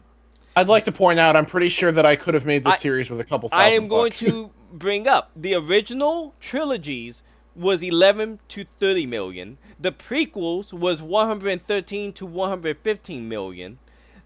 The Last Jedi was 300 million. A Rogue One Star Wars story was 232 million. So this means that this was literally almost... Oh, on a side note, Deadpool and Wolverine was $200 million to create with another $100 million to market. So this was almost as much as Wolverine and Deadpool. Why is it so bad? Oh, jeez. I want to say I have literally seen better lightsaber fights from amateurs on YouTube. That's because amateurs on YouTube actually know how to make something look good. I can't disagree because care I've seen about some them doing. really good fights on YouTube with lightsabers. Right. So episode 6, Osha wakes up on, I showed you guys a little bit, on an unknown planet. Her wound is healed. Osha take the lightsaber of the stranger, sneak up on him. Well, he's apparently naked. The audio description for this scene was very hilarious because it described his rippling muscle in the sunlight. Should we mention the woman who's directing this? Leslie Headland, who was the assistant to Harvey Weinstein, was the showrunner and maker of this series. Okay, I'm going to say something that's going to be highly controversial that might get this video demonetized and all sorts of things, but I'm going to say it. Women can be filthy perverts too. Oh, okay, so let me bring up the point. Because the whole time I'm watching this scene, it's clear that Khmer is trying to corrupt Osha and seduce her to the dark side of the Force.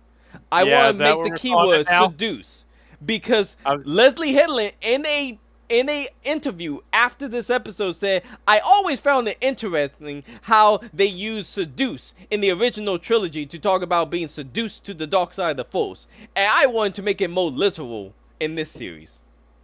So he is literally trying to seduce her in this scene. Okay. So I want to bring up, we watched him kill 7 people. 7 people, of which 2 of them she knew and was friends with. George, who's he known since he joined the Jedi Order, so he known him for at least a decade. And Jackie, who's he just met, but a young 18-year-old. See, watch this guy kill all of them in cold blood, along with trying to kill her twin sister. And she's getting attracted to him. This is all type of Stockholm Syndrome sick in my mind. This was so messed up. I guess I'll say the power of female boners is strong. Oh, it was apparently really strong with this. Because you're supposed to feel sympathetic for him. Because it's revealed that he has scars on his back that look like they came from a whip. Almost like a plasma-like whip or light type Okay, I'm whip. not going to lie. Based on this guy, he probably freaking deserved it. Now, I'm sorry, I'm going there. So let's see. Okay, for Maypaw on Soul's ship, I put in my notes is literally just filler. Soul alert the Jedi Order that there was an attack and that 7 out of the 8 Jedis are dead, but he doesn't tell them by what. Venetra Rowe take 3 other Jedi with her to the planet to investigate. The other Jedi see the scene of the dead Jedi. They know that a Jedi had been killed by a lightsaber. That is key. They know that they see the scene. They can tell these Jedi were stabbed by lightsabers. One Jedi thinks Soul did it because it would take a strong warrior to kill that many Jedi. We see Venestra Rowe use her lightsaber whip. So if you want to see that whip scene, we can pause and show that. Yeah, I kind of do. But one thing real quick, slight addendum.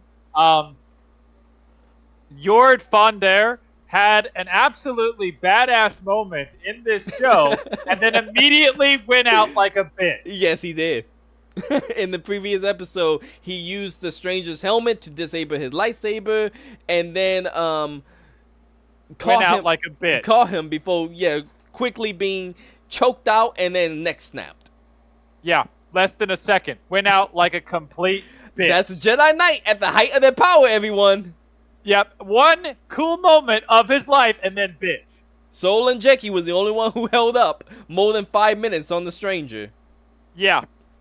And I'm sorry, but I agree with you. The way Jackie died was BS. Oh yes, he get killed because the stranger lightsaber can break off into 2 lightsaber, 1 long blade, 1 short blade.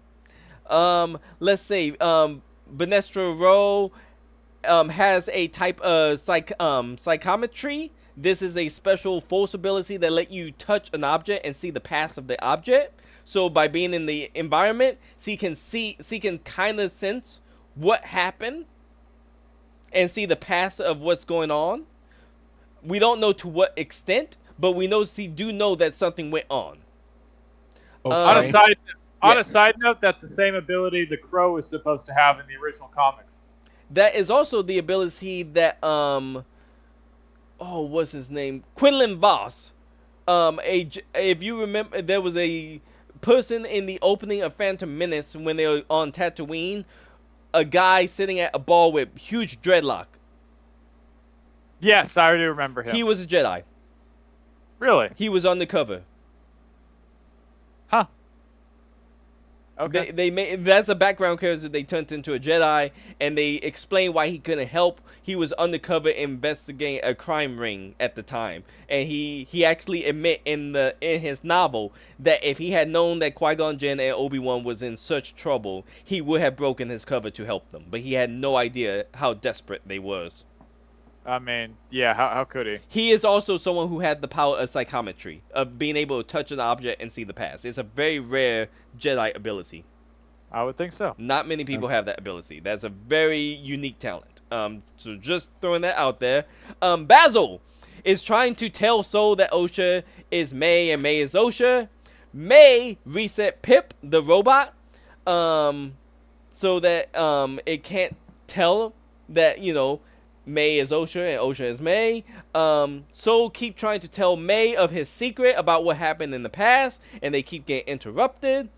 eventually he traps her on the table because he finally figured out that C is May. How does he figure that out? I think Basil tell him. Oh, finally. Yeah, So he Basil could- finally catch up with him and tell him. So just to say, evil Jedi Master, I'm sorry, evil not Sith Master, figures out immediately that this isn't May, but Jedi Master Soul, who's been kicking serious ass, can't figure it out. Who also trained Osha since he was a child. Who can't figure it out. Mm-hmm. Who is almost a father? Who is a father figure to Osha?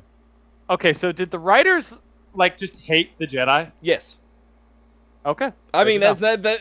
I cannot watch this show because I literally put in my notes Osha and Kamir scene is basically Kamir seducing her to the dark side. I literally put seducing in quotes.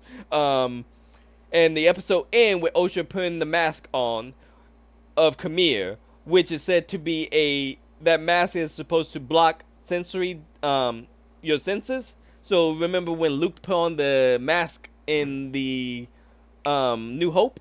That's what this mask does. It doesn't blind you, but it makes it very hard to see and hear. So you're supposed to be cut off and only sense the Force. That's how this episode ends. And episode 7, we're back to a flashback. Okay. Show us the light scene. The light whip? Okay, let me Yeah.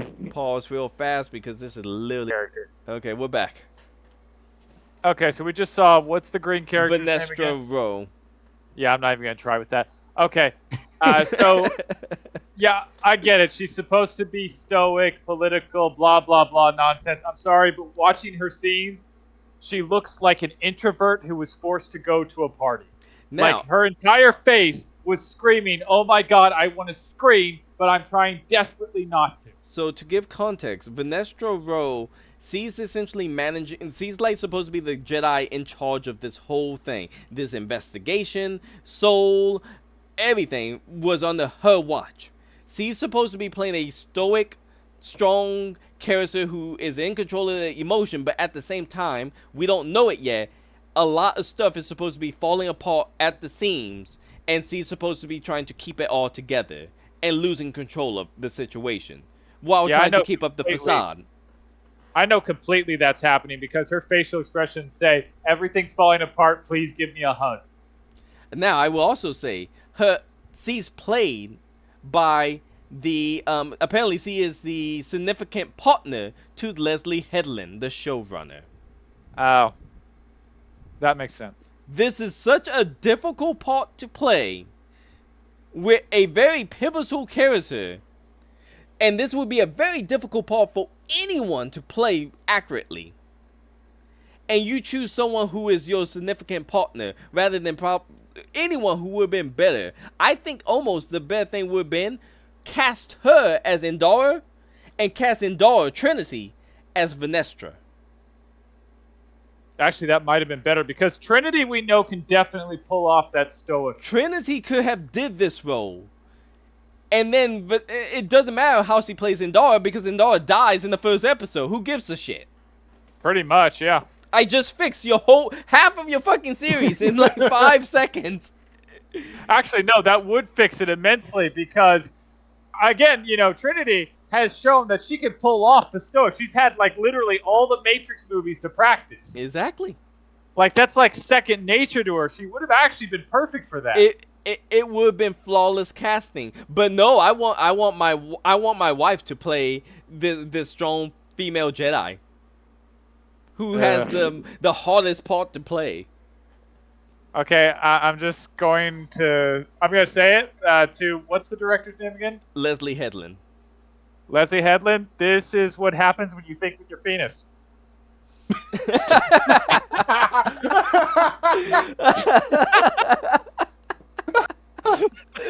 Oh, we haven't even got to the episode that broke me, which is 7. Oh, no. I'm just gonna take a drink ahead of time. There you go. Okay. Someone had to say it. Oh, okay, because That's episode fair. 7. That's fair. This is what broke me. Oh, There's God. 8 episodes in this series. Archimage, you acknowledge the episodes are short. You saw one episode with 20 minutes. Yeah, like that's barely enough time to tell a story. So on average, it's 20 to 30 minutes. Yeah. And they only got 8 episodes to tell a story. One episode was a flashback. And episode 7 is a flashback of episode 3, but told from the Jedi perspective. Why not just do it both in episode 3? Because you gotta keep them suspended. Suspense of what happened to the Jedi that caused all of this. So Okay. Yes. Wait. If you were gonna do suspense, wouldn't it have been time to do it like in the 4th or 5th episode? Not now when we've forgotten all about this. Mm-hmm. And not to mention the finale's next episode. Okay. Now, Okay. this is literally watching episode 3 from a different angle. Like, it literally, they just took the camera. There's not even that many new scenes. It's literally, they just took a camera 2. Okay, show camera 2. There we go. That's episode 7. You're literally rewatching episode 3. That can't be true. Cool. There's only a handful of scenes that are different. And here they are. The Jedi was sent to that planet to survey for a convergence in the Force due to the hyperspace disaster that occurred during the beginning of the High Republic era. This is in the comic book and novels for the series. What the hyperspace disaster were basically a ship that was traveling through hyperspace was essentially knocked out hyperspace by a rival faction who was like essentially like pirates or something, and it crashed into a satellite station, and the debris. You know how the Last Jedi, when they did the hyperspace crash and the debris went everywhere and took out all the other ships? Yes. Basically that happened, but it hit a satellite. Not a satellite, a space station. And it caused the space station debris to go everywhere. So Okay, the Jedi was basically, this is like almost 100 years later, and they're still dealing with the cleanup from that disaster. Damn. So this is them doing the survey to see if there was a convergence of the Force that took place because of that hyperspace disaster. The Jedi really did think the planet was uninhabited. They were telling the truth. You could argue that that's why Tobin was bold while on the planet. They've been on that planet for 2 weeks, investigating, looking for a convergence in the Force. If I was a Jedi and someone told me to find a convergence in the Force, what would be the first thing you would probably do to find it? Go on the planet and look for some creepy ass space witches calling for the Force. Or maybe meditate. Yeah, that worked too. And they were using like metal detectors. I'm talking like literally like a regular metal detector you would see someone using on the beach. Okay. to apparently look for the M counts and stuff like that. It was very. A lot of people were like, why the hell are Jedi using these tools to look for convergence in the Force? I also left a note. How the hell did they miss the big abandoned mining facility on that planet? I can only assume their scan could not pick up the witches while in the facility. I can only assume that the Jedi have a problem looking to their right because of the Jedi who walked past the girl and didn't notice that she was to her right. Let's see. So really did just happen upon Osha and May like he did in episode 3. He did think the girls was in danger since he saw them training in the ways of the Force. And yet the witch coven, in a witch coven, which was not a regular occurrence. So he saw the scene where the Force pushed them down. And he saw that from the distance. Oh. So he was like hiding in the raptors, and he could see them training them in the Force, and he couldn't hear, but he could see them pushing them down, and teaching them to use the Force. No, that does look bad. So that all of this, when you see it from the Jedi point of view, it all makes logical sense why they would be so freaked out about this. Because you see a bunch of witches with children training the children in the Force on a planet that should be abandoned. Okay, I'm sorry. I'm still siding with the Jedi here. They really did go to the mining facility to investigate. During the initial meeting, we see what happened to Tobin Head, if you want to see that. It has a lot of sexual undertone to it. Oh, Okay. I'm a little grossed out, but I'm kind of curious. So, but sure. Okay, let's pause it again. Okay, so again, more context. We watch basically episode 3.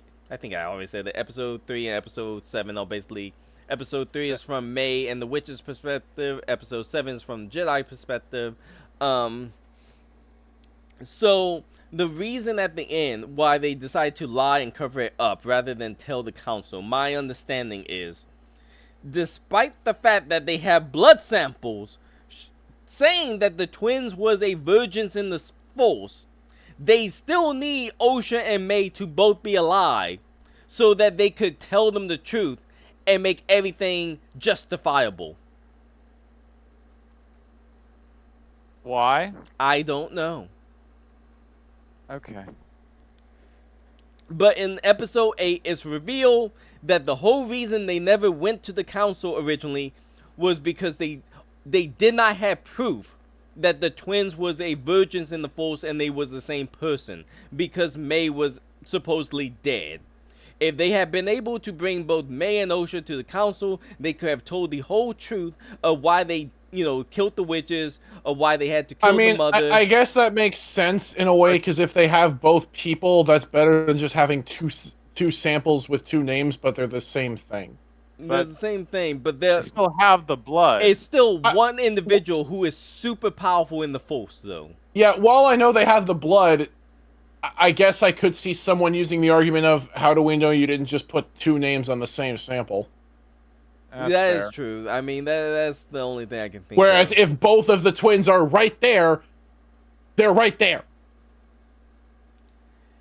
Yeah, I guess that would technically be more difficult. But that brings me to episode 8, the last episode. Should I drink before this or after? Yeah, go for it. Because I while you're drinking, I have some notes from Leslie Headland, the showrunner, who had to explain episode 7 because so many people were so fucking confused by what they just saw. Yeah. The planet is like a virgins in the Force, enhancing the witches in their Force abilities. But why didn't the Jedi get stronger as well? Or maybe they did. This is me speaking. Or maybe they did. Guess that's why one Jedi was able to kill like 37, I think I meant 41 witches, when she forced them out of a Wookiee Jedi. They were possessing Kilnaka. Let's see. Also, if the planet is the real virgins, how the fuck did the Jedi not instantly sense that on that planet? Let's see. Leslie Headland also backtrack on the twins being created by the witches. Despite episodes 7 and 3 straight up said the twins was created by the witches. She backtracked and said no, they wasn't. What? Yes. Then how? Nah, I don't know. That's for season 2. Oh, you mean the thing that's never gonna happen? Exactly. Let's see. See, then in the same interview, confirmed their creation, saying that coming to the planet was to enhance them in the Force, using the virgins so they could create the twins. So she went back on what she was saying.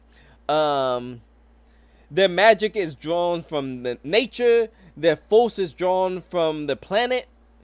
More than from their own abilities. So the planet is the only thing making them really strong in the Force. If that's the case, why did all the witches die when Endor forced them out of the Wookiee Jedi? Just cause. Probably Leslie Headland wanted to do something more monumental for Endor. She claimed it wasn't selfish. Strange, since the witches first started to control them back in the initial meeting. So, okay, so he was trying to excuse the witches for what they did, and I'm like, that's strange, since the witches, was possessing people. Straight up. And let's see, what's the last thing? Oh, why did he turn into a smoke demon and dematerialize May? She claimed that See, claimed that was a mother trying to protect her child. By killing Please her? explain the method. See, tried to compare it to someone becoming one with the Force as well. So So killing death. her. So death. I'm sorry, in this world, that means death. So, yeah, she was straight up. So Soul actually.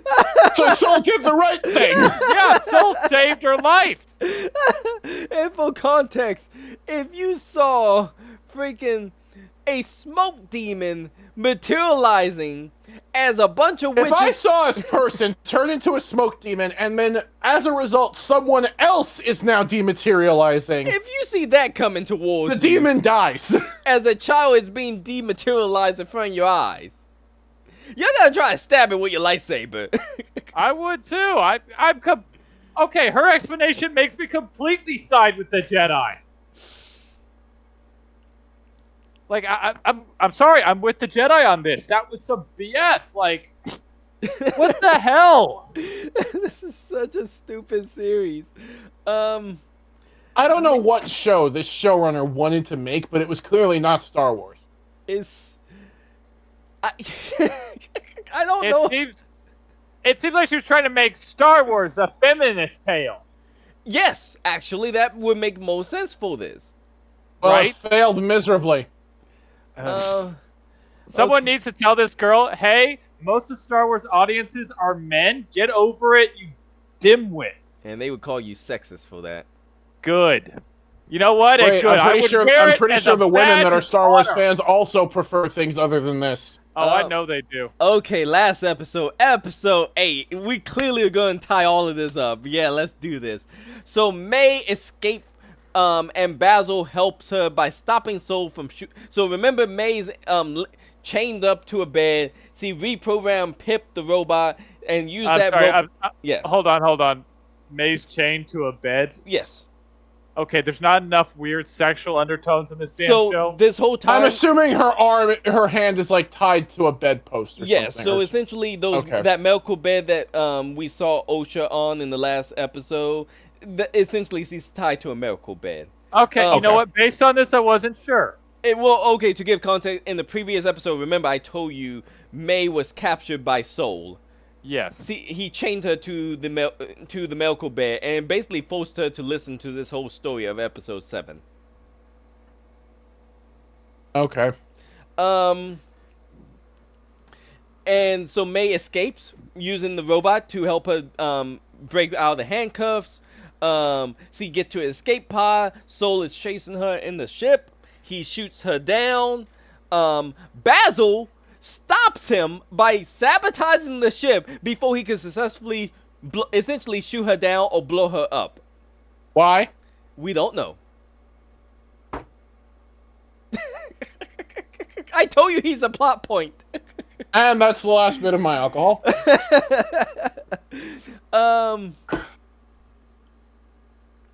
Words. Let's see.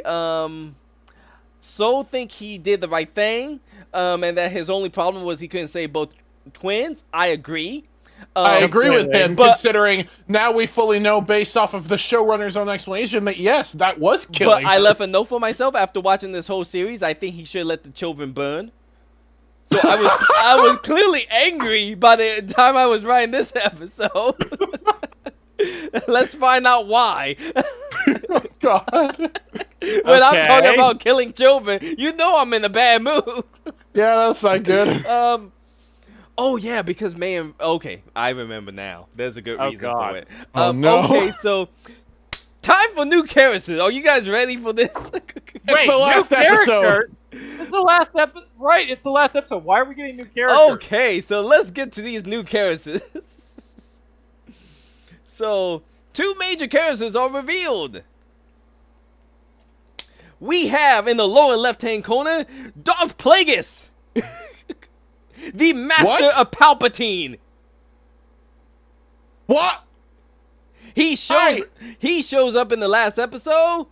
They never give his name, but we can tell who he is because all the fans know who Plagueis is supposed to be. Yeah. That's his only scene. He peeks from around the corner. Why? He's on the Yeah. planet with Kamir and Osha, and when Kamir and Osha leaves the planet, he's just peeking on them. So he was clearly watching Kamir every time he took a bath. That's now canon. Okay. But the other big character that is a major plot point, the guy in the center, Senator Raincoat. He is trying to regulate and limit, some would say even defund the Jedi. Oh. And the whole time, this whole time, what Vanessa Rowe's been dealing with is trying to keep a person like him from defunding the Jedi and giving him an excuse he can use to limit and restrict the access and privileges of the Jedi, such as a Jedi going on a rampage and killing a bunch of people. Okay. And this was only revealed in this episode. Okay. So it's obvious. So it's obvious which side of the political aisle she's on. Oh, yeah, completely. This is what straight up, I'm like, so they're trying to defund the Jedi. Wow. Okay. Could they have made it any more obvious? Oh, it's on the nose. It's like, it's so on the nose that even Michael Jackson would have it on his nose. That's how on the nose it is. I left notes saying this is really strange since the Jedi, this is the ending of the High Republic, the pinnacle of their height, and is also the beginning of the Clone Wars, which they are still very high up in the Republic. The Jedi and the Republic are still intertwined at this point. Why would anyone be trying to defund them? Let's see. Osha has a vision that May is about to kill Soul, and she leaves to the planet because he knows where it is. Kamir comes along with her because he's I can't remember what stupid reason they gave, but they have to go together for some dumbass reason. Okay. I literally didn't even take the time to put in my notes Got why it. he had to come along. I did put in my notes for some stupid reason. When she's on that ship, when they're on the ship together flying to May, she has the ability to turn off Kamir's controls in his own ship. Why? What? I don't know. Fuck all if I know. She always had this ability. Well, I mean, like, basically, they're flying, you know, they're in pilot, I guess Osha is in the pilot seat while Kamir is in the co-pilot seat in another, you know, it's one of those separate, where the co-pilot's in a separate room. Well, why is he in the co-pilot seat if it's his ship? Because he knows where May is. That's not a reason. And Okay. Kamir is talking about how maybe May will succeed in killing the Jedi without using a weapon, and she basically turns off his whole room. And I'm like,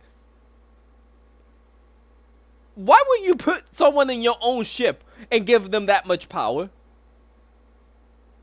Because fuck all I know, I stopped giving a damn at this point. Let's see. There is a fight scene between Soul and the Stranger. I argue this is one of the better fight scenes in the whole series. We'll show that later on.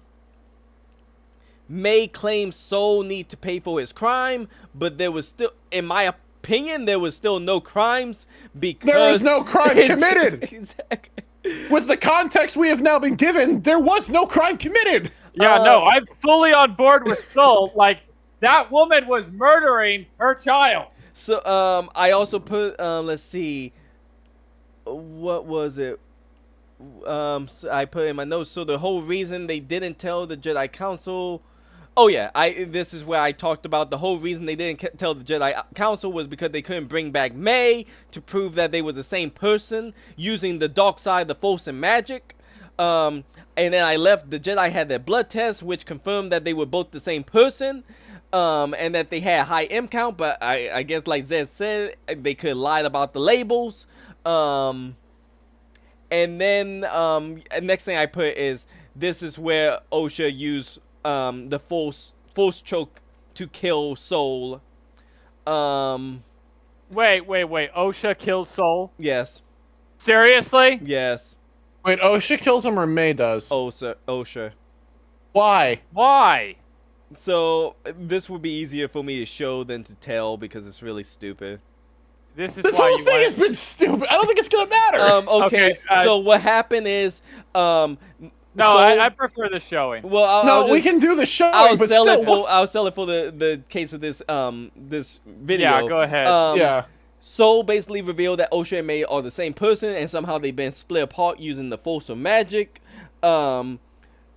I guess Osha is having a mental breakdown at this point. She's fighting with May. She's fighting with Soul. She's just freaking messed up. This is also where it's revealed that to Osha that Soul killed their mother. He tries to explain, I killed her because, you know, she was turned into an evil smoke demon, and that's when Osha start force choking him and say, don't talk anymore.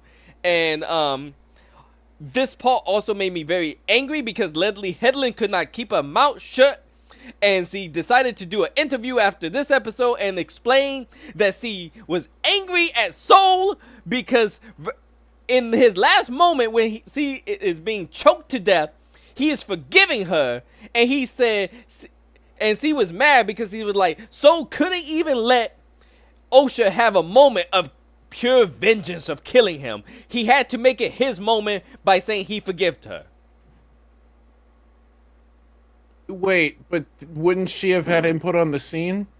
Okay, Being the showrunner? No, she had input, but she was like, I agree more with Osha.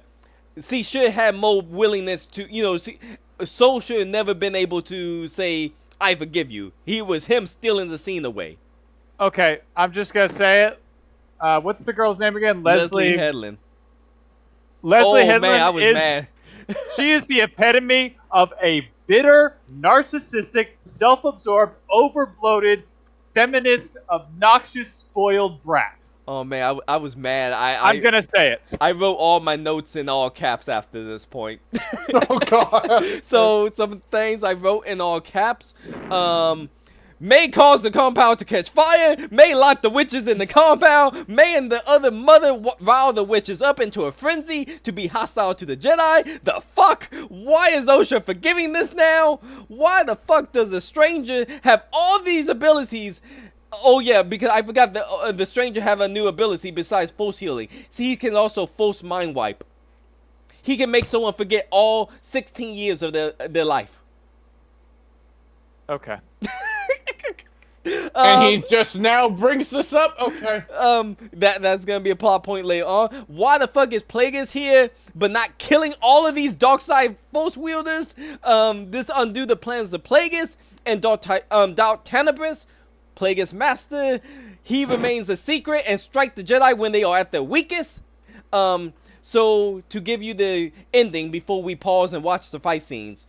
After Soul died, the Jedis are closing in on the compound. They are May, Osha, and Camille all running away. Osha agreed to be Camille's apprentice only if he let May go. And they were like, well, we can't let you go because the Jedi will capture you and make you reveal everything. So I'm going to use my force ability to wipe all 16 years of your training. So you are now effectively an 8-year-old girl. And I'm going to leave you here with the Jedi. Well, I'm sure that won't cause any problems. And that's exactly none. what they do. And the Jedi catch them. All May remember is the event after the compound, after he caught Soul killing, after her mother died to Soul. That's the last memory she has. So she's effectively an 8-year-old girl now. Awesome. Osha decided to literally turn her sister into an 8-year-old. Let's see my other notes. Soul was Vanestra, despite having the ability to see the past and could see everything that took place, she decided to blame everything on Soul to keep the secret and to cover this all up. So she literally makes Soul the fall guy for everything. She not only throw him under the bus, they throws him under the bus, run him over, and then do a little wheelie on his body before spinning off. So, out of curiosity, was the director's point that all women are horrible like her? I mean, oh, also they tease Yoda at the ending of the show. Why? Because at the very ending, Venestra is going in to talk to a master, and they open the door and it's Yoda. But why? I fuck all if I know. Let's see, my last couple notes before we watch. Me being angry some more. Wait a minute, the senators know the Jedi are dying. Which means it's not just the Jedi who know that someone was killing other Jedis. The senators know this as well. And they know it was May because they have video evidence of her. Okay. Let's see, what else was I mad about? So Plagueis' whole point of trying to create the ultimate Darksider was inspired by the witches. That's now canon. What? Yes. So because I put in notes. So Plagueis' whole point of trying to create the ultimate Darksider was for him to be inspired by some fucking witches. Okay. Also, why did Basil betray Soul and mess up the ship while he was chasing after May? This was never revealed. What other notes did I leave? Dark Plagueis was a bone yet, but who cares? So this is why you wrote you should have let both the girls die. Yes, because I understand now. the ending of the show is showing Kamir and May, and Osha holding hand as they watch a sunset What the? on that planet that they were on. So he's gonna full out bang her. That's what I'm getting Yes. Like, I thought that there was just bad chemistry, and that was because of the actors, and I literally got upset with the actors, and then C did the interview and confirmed, no, C was literally trying to ship them. at. That's not creepy Okay. at all. That's not creepy, shipping the guy who just killed 7 people in front of you. And Literally, who tried to kill yesterday. your sister. Yesterday, because that's how long. There's no time span. There's no time between 6 and 8. We don't know whether it took the span of a day, a week. We can only assume it took the span of a couple hours because that's how everyone is reacting. So you just witnessed someone kill 7 people within a couple hours ago, and now you're trying to jump on their bones. Two of them you personally knew. Exactly. You know, I've often stated that one of the big things, like with women, she's the type of woman who would complain about guys being assholes, but then would immediately go and jump the bones of that asshole. My last note I wrote for this scene, which I left 2 notes.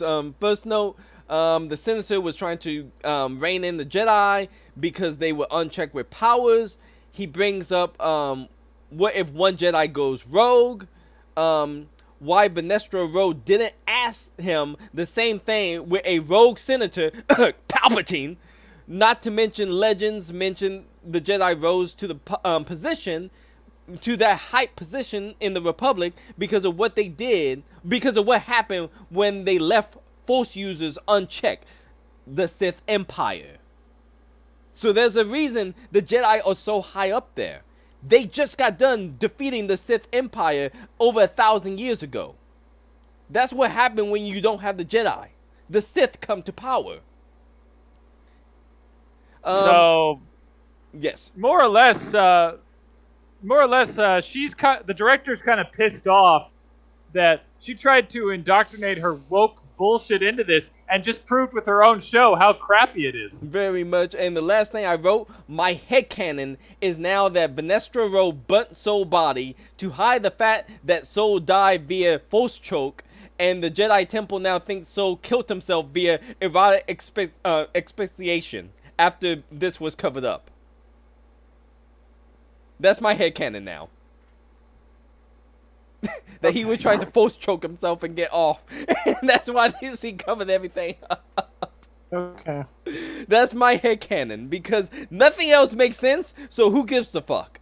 So wait a minute, was this supposed to be the first force choke? I have problems believing that. That's what they keep implying, because they act like nobody knew what a force choke was.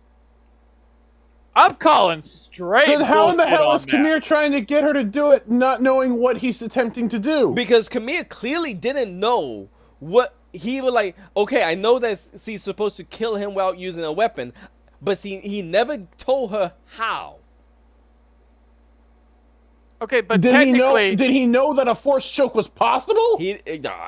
Fuck if I know. technically, she could accomplish that by force pushing someone into a wall and they bash their head. I guess maybe the wall would kill them at that point.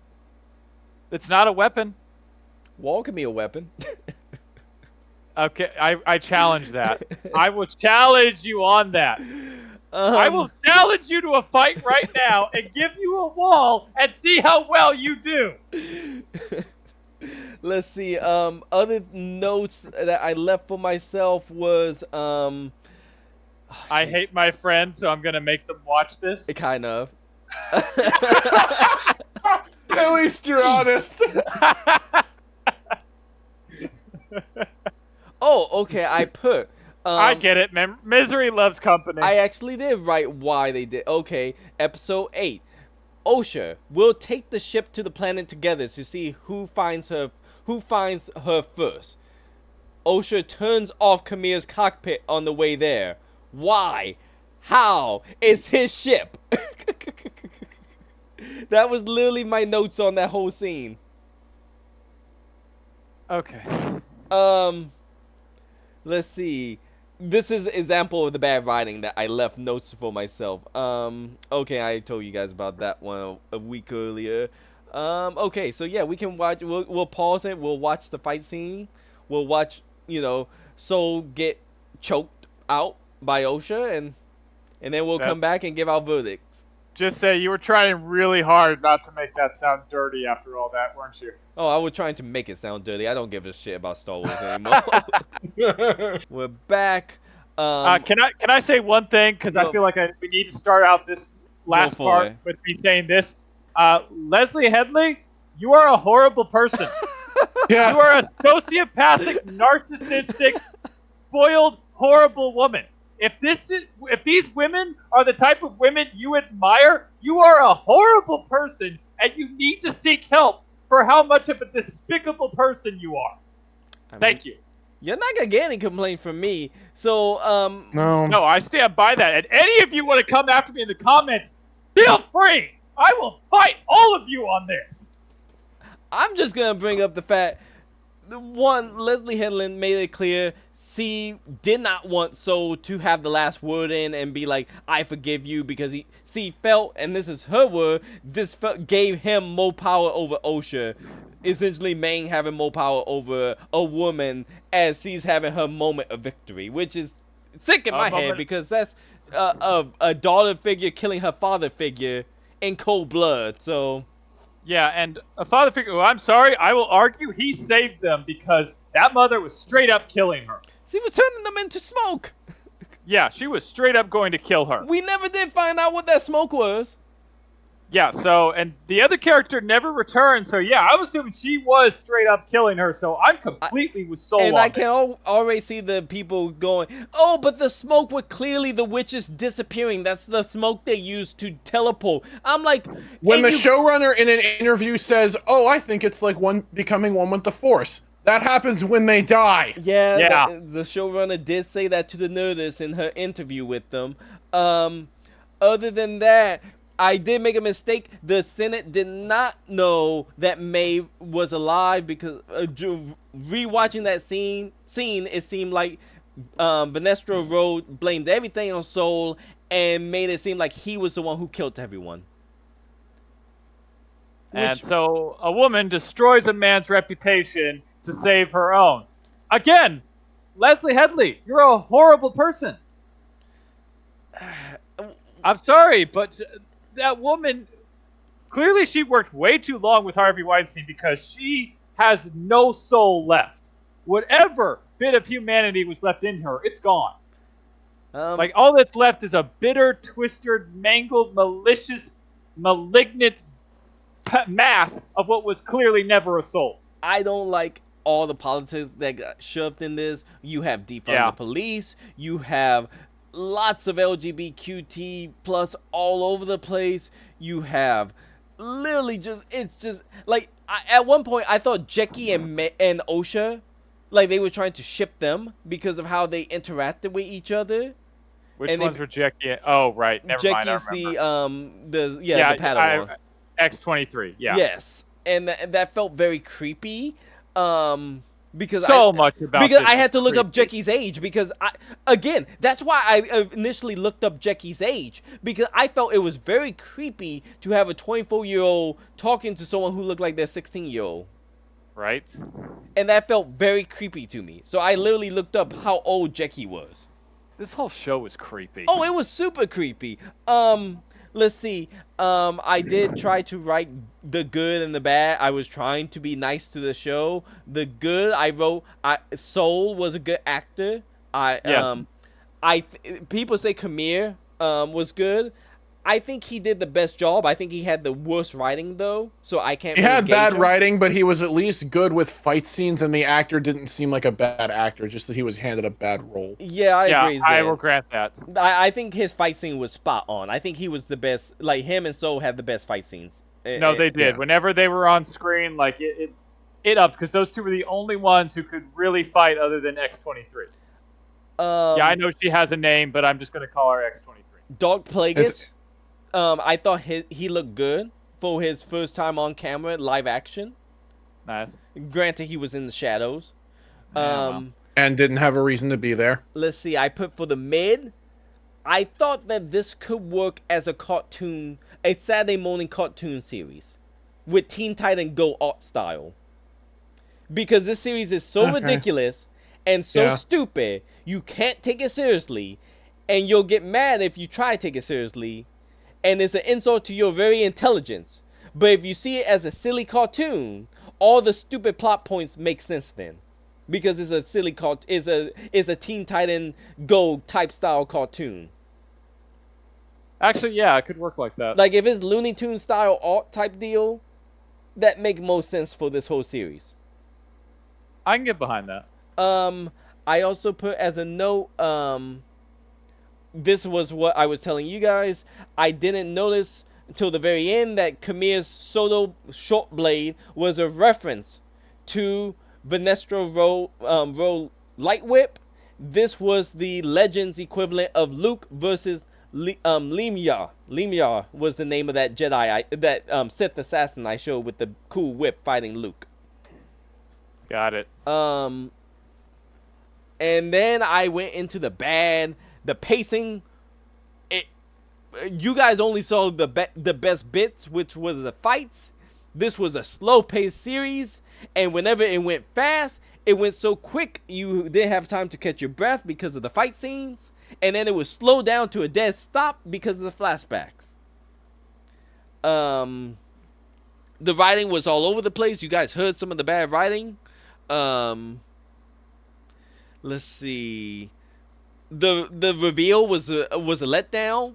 The Jedi was justified in killing the witches, in my opinion. Completely. It was the mother's fault for turning into a smoke demon. Completely. I wrote flip-flopping characters. May went from... I would like to point out something about that scene. Okay. Is that May ran in, and for seemingly no reason, the other parent, the second one, then turned to aim whatever staff she had at the Jedi. Yes. And that was when Torben readied himself. Triggering not to mention, Zed, the whole time, the witches are pointing arrows at them. Yes, they are actively aiming arrows at them. These are the space cops, and you are doing the equivalent of pointing weapons at the space cops. Yeah. I'm sorry to any of you out there, screw your bullshit. If you're pointing weapons at cops, they are justified to take your ass down. I'm sorry. I don't care what you think. They're justified at that point. Don't point weapons at cops. I put in here flip-flopping characters. May went from bad to good to bad to good to back to bad. I lost track. Then we got Osha being sexually attracted to Kamir, who just killed a bunch of people. 2 of which she knew personally. Exactly. Yep. Basil And who were good to switch and betray Soul to protect May, despite trying to stop her in the previous episode. And then help the Jedi track all of them when they got to the planet. I mean, this is so stupid saying this all out loud. Lack of character depth. The characters wear what they are on the sleeves.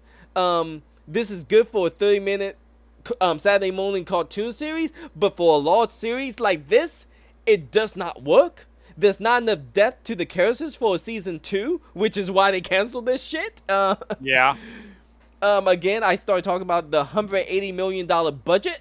This is not the most expensive Star Wars series. That belonged to Andor, which I cannot recommend highly enough. That is probably the best thing Disney Star Wars have put out.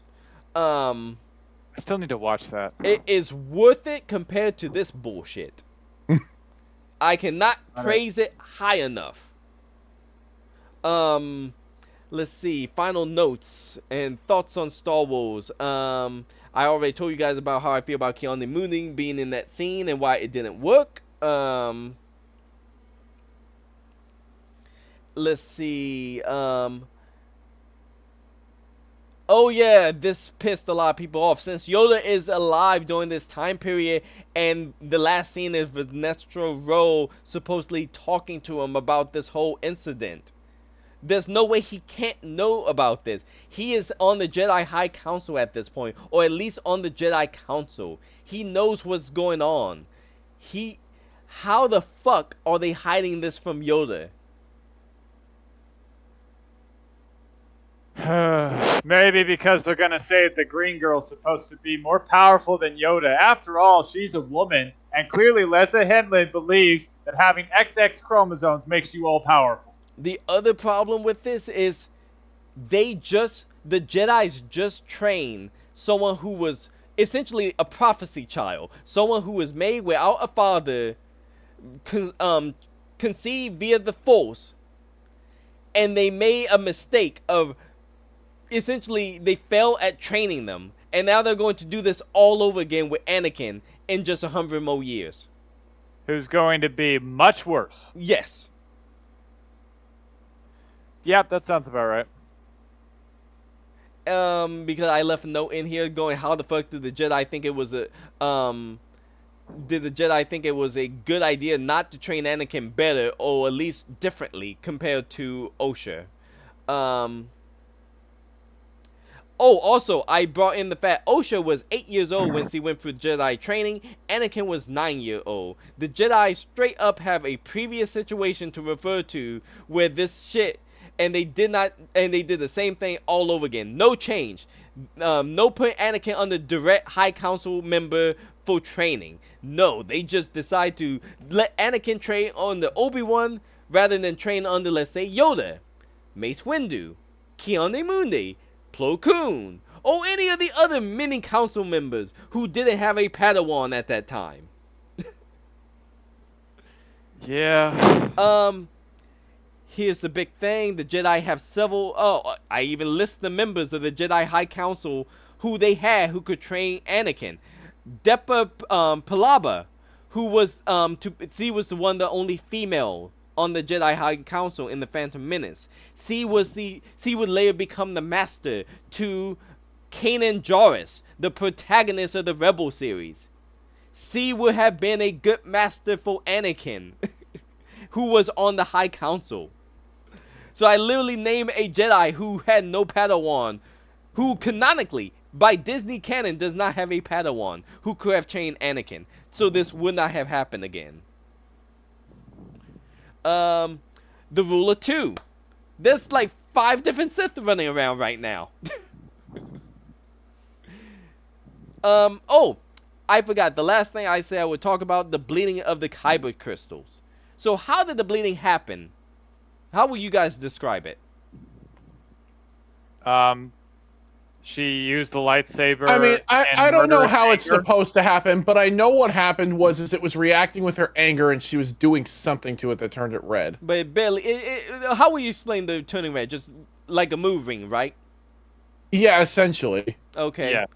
Here's how. At least that's what this was. I don't know what it's supposed to be. Here's how it's supposed to be. How it was first. I have the comic where the first bleeding happened. I have it. It's a Darth Vader comic. It's on my shelf. Yeah, of course. And so that is, you guys should be seeing it. The top one is Darth Vader making his red lightsaber. He grabbed the crystal. Huge explosion. Lightning storm. He's going through every type of trauma. Him being burnt alive. His dead mother. His dead wife. Palpatine's laughing at him. All of that anger. And it caused him great grief to turn this into a red kyber crystal. Kylo Ren. Let's see him. He's grabbing it. He's remembering Luke. He's remembering his father. He's remembering his mother. He's remembering Chewbacca. He's remembering, I think that's Lando. And what happened with him? It bloodies his own hand. It cracks the crystal. It caused him pain. How did it happen with Osha? It's moving. Boop. It cracks slightly, it starts turning red, and then the beam turns from blue to red gradually. No explosion, no huge after effect, no emotion really from the character. Yeah, if this girl was trying to show off her acting chops for future projects, she failed miserably. Like, you could have replaced her with a cardboard cutout and you wouldn't have noticed the difference. It's just... In fact, are we sure there wasn't a cardboard cutout? Because it was the same actress playing the twins, so... It very well could have been a cardboard cutout. If they had made this whole series where one twin with always a cardboard cutout on camera, that would have been hilarious, and I would give this one whole point. Right. That would at least be entertaining. You would have given it 1 point compared to the negative 28 you've given it already. Oh yeah, this is a 0 out of 10. This is complete shit. I hate this. It's not even just from a Star Wars perspective. I went in trying to watch this from a good sci-fi show, and the pacing was off. The characters flip-flop. The logic didn't make any sense. You guys watched that. You guys got triggered because there was fire in the vacuum of space, and that was just one scene. Imagine watching that across the course of a whole 8-episode series. I'd rather not. The last of this, I'm just talking about how I don't like that I don't like any of the crap they're doing with Star Wars, but the whole thing I wrote was a little spiel about how the Jedi are being treated like the cops. They're trying to take children away from 2 females. A senator wants to limit the influence or defund the Jedi. What could they mean? You make the Jedi look like creepy pedos and children stalkers. You make a creepy attraction between Soul and Osha, which is all types of weird and stranger danger. You show the Jedi as totally incompetent. The investigation of the 8 dead Jedi, you see several dead Jedi with a lightsaber mark, and your first thought is the most experienced Jedi betrayed everyone for some for no reason. And I'd like to say that female Jedi completely covered it up. Oh yeah, no, that's the next bit, Archimage. The cover up from Ro was just sickening. Yeah. Because that was her best friend. She known him for several decades. Also, why was he in charge of this whole thing with no mention of the High Jedi Council? 2 Jedi Master was killed by the same assassin, and she decided it wasn't worth talking to the Jedi High Council. Is he a High Council member? We don't know. She never told us. They tried to paint the witches in a sympathetic light, and it failed. I revealed that all in the episode. You guys agree that the witches are not sympathetic? There's no backstory on why they've been persecuted, why they was being chased away. I mean, if it was because they were doing the same shit as here, I can see why they were chased away into exile. Exactly. How are you supposed to feel bad for these people? They possess a Jedi, and then that Jedi, goes crazy because they possess them. What's that right here? For those who feel this is woke propaganda, have a fair argument. 2 lesbian witches conceive a virgin birth, but the evil police Jedi killed them and cover it up. Also, yeah, that's the whole plot. Yeah, that's pretty freaking woke. I'm like, for those, yeah. So I left a note in here. For those who think this is not woke, that whole statement is true. Yeah. I don't even know how to begin to explain that. It's like if you can't see the propaganda in that, I'm not gonna lie, this is worse than what they've done to Doctor Who. I am afraid they're gonna do this to Doctor Who, but this is far worse. But yeah, Like at least you could see remnants of what Doctor Who used to be and what it's becoming. Like there's barely anything even Star Wars about this. I mean, and that was pretty much the last. My note was just basically like, I'm done with Star Wars at this point. Yeah, I'm sorry. I've heard rumors Disney's firing a bunch of people. They need to fire Leslie Headley first and make a big deal out about it. Oh yeah, Let all the fans know she's gone. Kathleen Kennedy. Apologize. Kathleen Kennedy need to go because apparently this was her. So that's also.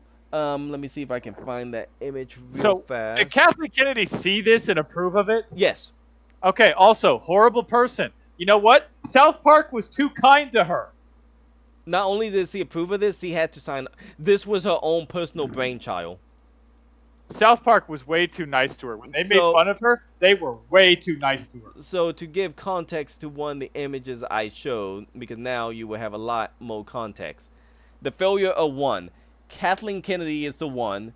That's her. C not only greenlit this, C straight up has said on record, if someone asks her, don't you want to retire? And C said, yes, but I only want to leave Star Wars on a win. C was hoping this would be the win. No. Now, go ahead. The second part, the failure of 2. Ryan Johnson's on the left, Leslie Headland's on the right. The reason Ryan Johnson, the maker of Clone Wars, is on there, the TV series, he signed off on this. Of course. We don't know why. Many people like to speculate that this was the only way he got approval to do his stuff. Even if that's the case, I'm sorry. This is so shitty. I would not have signed off on this in any way.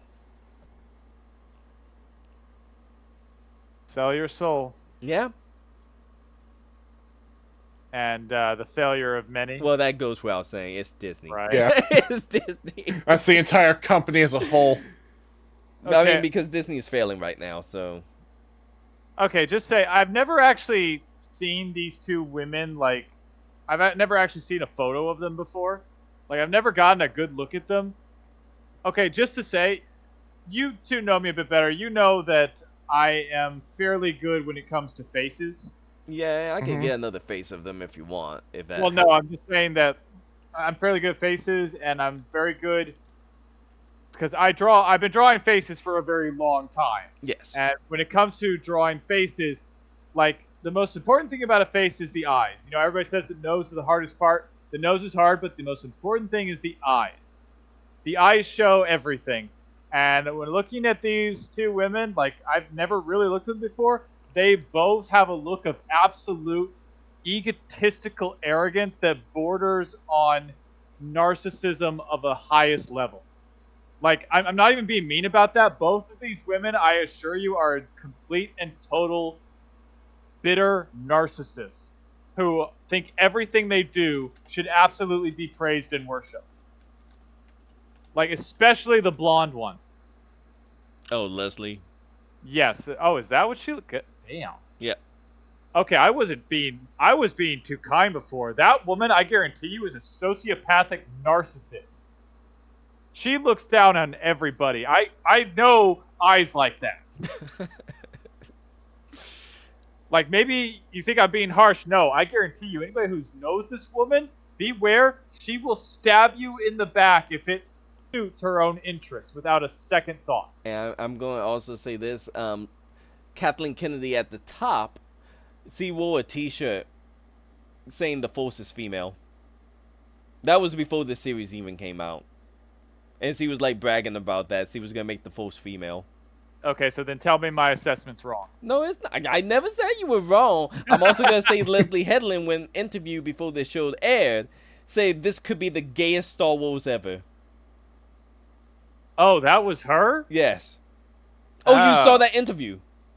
I heard about it. I didn't actually watch it. I didn't know who said it. Yeah, that was her. That was her and the actress who played May and Osha. Yeah, okay. Nope, I'm going. My assessment's correct. Arrogant, bitter narcissism on a high level. Like that chick from Bullet Train. That's what these two remind me of. Except she was Personified versions entertaining. of that chick from Bullet Train. Except she was the villain, and we knew it. Yeah. Yeah, at least she didn't hide it. But yep, there you go. That is the Acolyte. It's horrid. Oh yeah, you Like- see now why I couldn't understand why anyone liked this. Honestly, I thought that the hatred was a little strong, but now after seeing just a bit of it, no, I get justified. it. It's justified. No, completely And justified. I show you guys the best parts. That's the killing part. Oh god, I couldn't picture actually watching this You series. saw the most entertaining parts, which was the fight scenes or the few events where they're talking to each other and it's moving the plot ahead. My god, the entire show is slow and draggy, isn't it? Yes. What I showed you guys was the highlight. Oh god.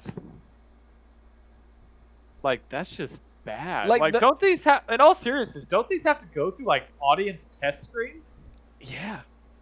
Who They the hell should. would get to test screen it? They must have got a bunch of yes people.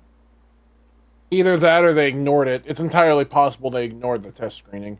Is that I believe it. I don't know much you about know that what? industry, but I wouldn't be surprised if there are projects where they just ignored the test screening results. You know what? Right. Looking at the Rotten Tomatoes, where 78% of freaking reviewers gave this a positive rating.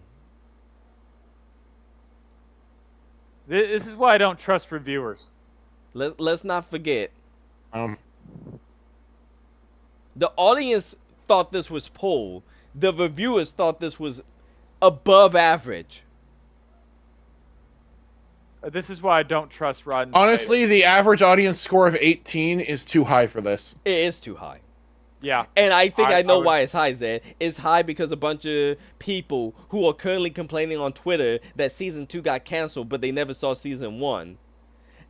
I bet you they went to Rotten Tomatoes and they tried to do a review bomb upward. I mean, it didn't work that well. I don't think it worked at all. I literally want to go to Rotten Tomatoes, create an account just so I can give this a score lower than 0. I wish we could go. It really was bad, and that's yeah. It just this one, like you see now. I would rather have watched The Last Jedi a couple times. No, I see why. It's just boring. It's not even entertaining. They needed the fact that the senator shows up in the last episode. There's no mention of him. There's also no reason for him. Oh, well, I mean, the reason is if he's defending the Jedi and that's her whole reason for doing everything, that should have been shown at the first episode. That could've Exactly. So if there's they no did it reason for right. him to be there now. If she was just going to Yeah. have to report to the council and we were going to have to see that, then he shouldn't have had the scene in that control room. And that's the other problem. She's reporting to the Senate Council, but not the High Jedi Council that Yoda's in. Yep.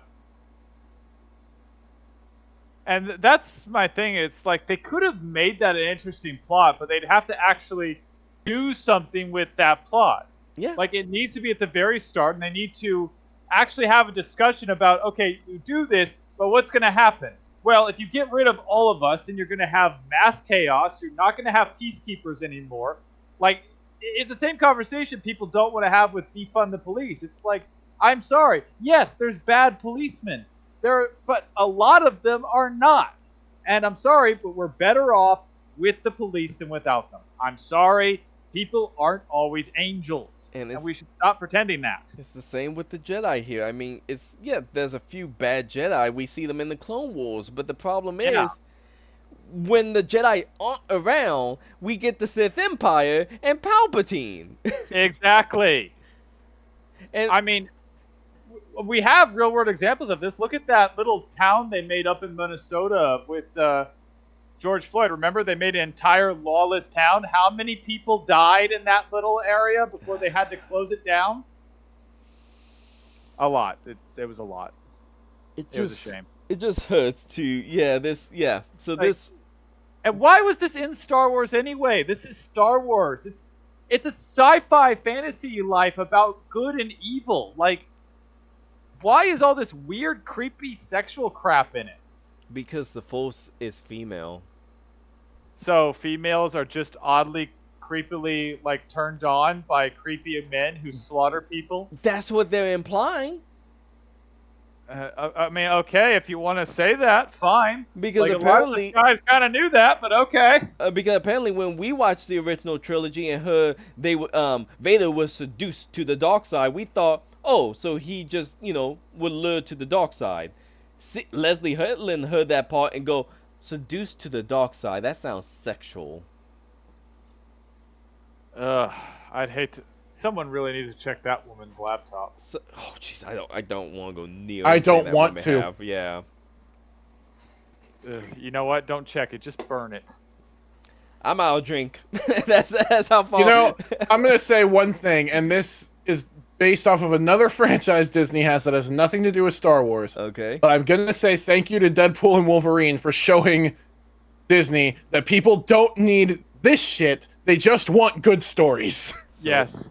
It should be mentioned that when Deadpool and Wolverine came out and it was a huge success, we heard rumors that Marvel Disney was apparently firing many of their showrunners. Oh, that's not rumors. They did. Okay, that was apparently they fired several of the woke showrunners because they were actively hurting them. They realized they were actively hurting them. And there was took them long enough. And there's rumors that they're doing the same. It took Deadpool and Wolverine doing well for them to realize, oh, all the woke shit we've been showing doesn't help us. It hurts us. But this was the epitome of, like, will it kill Star Wars? No, it won't kill Star Wars because there are people who got up saying, this was good. This was entertaining. I like this. I'm like, do you not watch it? Are you going actively to therapy? Because I think you need it. Do you not watch it? What were you watching? Like, people were like, this was a good show. I just want to see people with lightsaber hit each other. Ha, ha, ha, ha. And I'm like, well, fine. Yes, if you want to just turn your brain off and watch something where people hit each other with lightsabers, just watch a YouTube video. It'll be more entertaining. A lot better. Yeah. They're much better. And, there's not trees in front of them. This was just badly... I mean, I show you guys the nice part. I didn't make you sit through watching Osha and Yo talk awkwardly about their past. I didn't make you sit through 20 minutes of watching May and Osha just fumble around with everyone around them, not just communicating at one point what's going on. So you don't completely hate us. I didn't completely hate you. If I hate you, I would have made you each watch every episode from start to finish. We appreciate. Yeah, that's when I would have blocked you on Discord and blocked your number on my phone and just broke all contact. I'm not gonna lie. I would have been like, yeah, let's. We're gonna pause this friendship for the next couple of months. Okay. Yeah. No, this was pretty.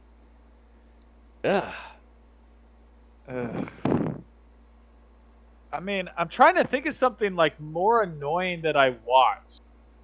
Like, I've seen I really don't know. I've seen the Star Wars Christmas special.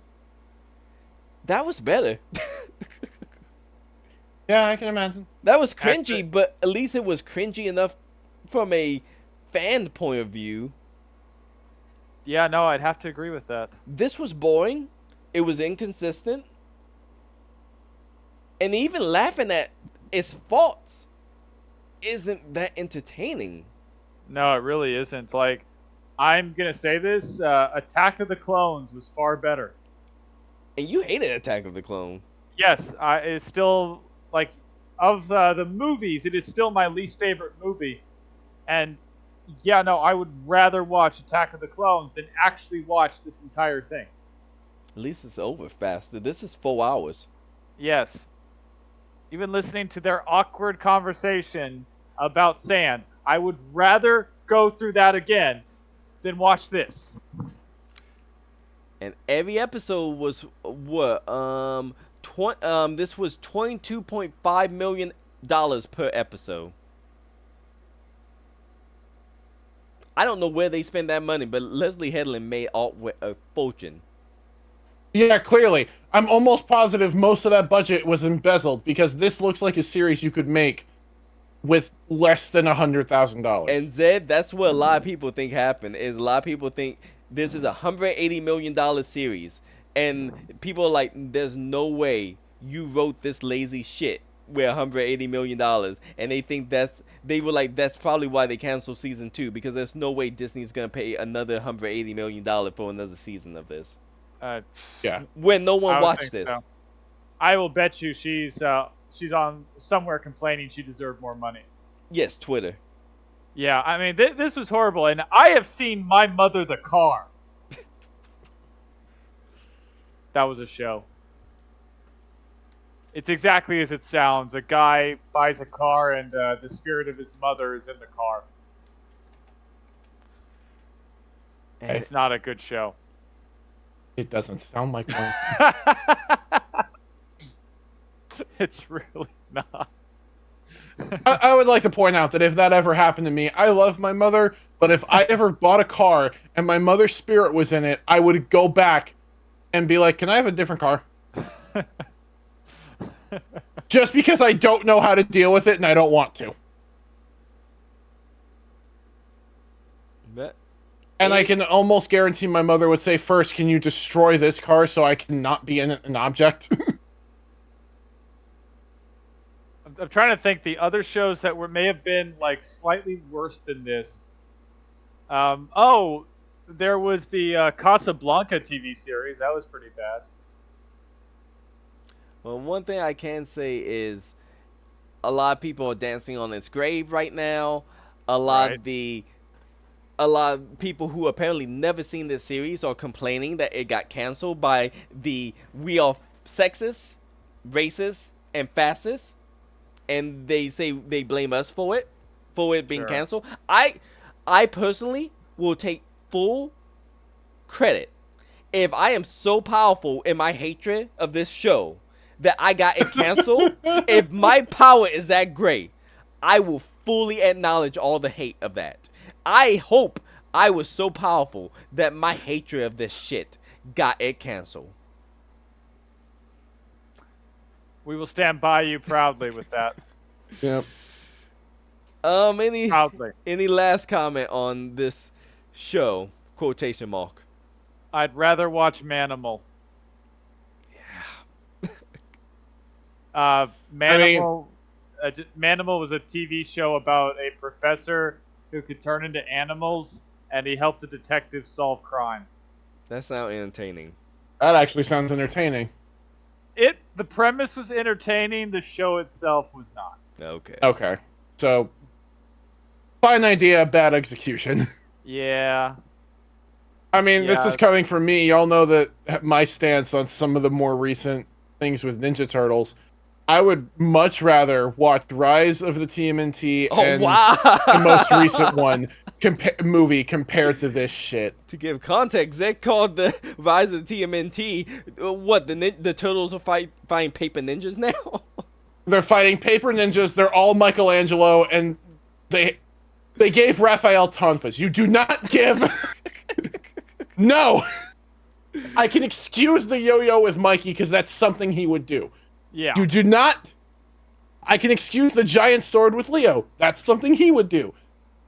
Raph would never trade in size for tonfas. He wouldn't. No. I mean, maybe as a secondary weapon, but that's pushing it. If they were switching weapons for a strategy, yes, I can see him using anything. They did that for his main weapon. No. Yes. Yeah, no, that's what got me. Not for his main weapons. No, because they've used secondary weapons before when they've needed to. Yeah. The but TV it's never series. switched for The multiple TV series. 2012, yeah. Yeah, for 2012 when they did that Spirit Journey, they all had different weapons. In fact, Rav's made sense because they were claws he could set on fire. Exactly, I like that. That was awesome. In the 2003 series, there was an episode where they had to use each other's weapons to confuse something they were fighting. It made sense. You don't just alter them. But again, I would much rather watch that than deal with this bullshit.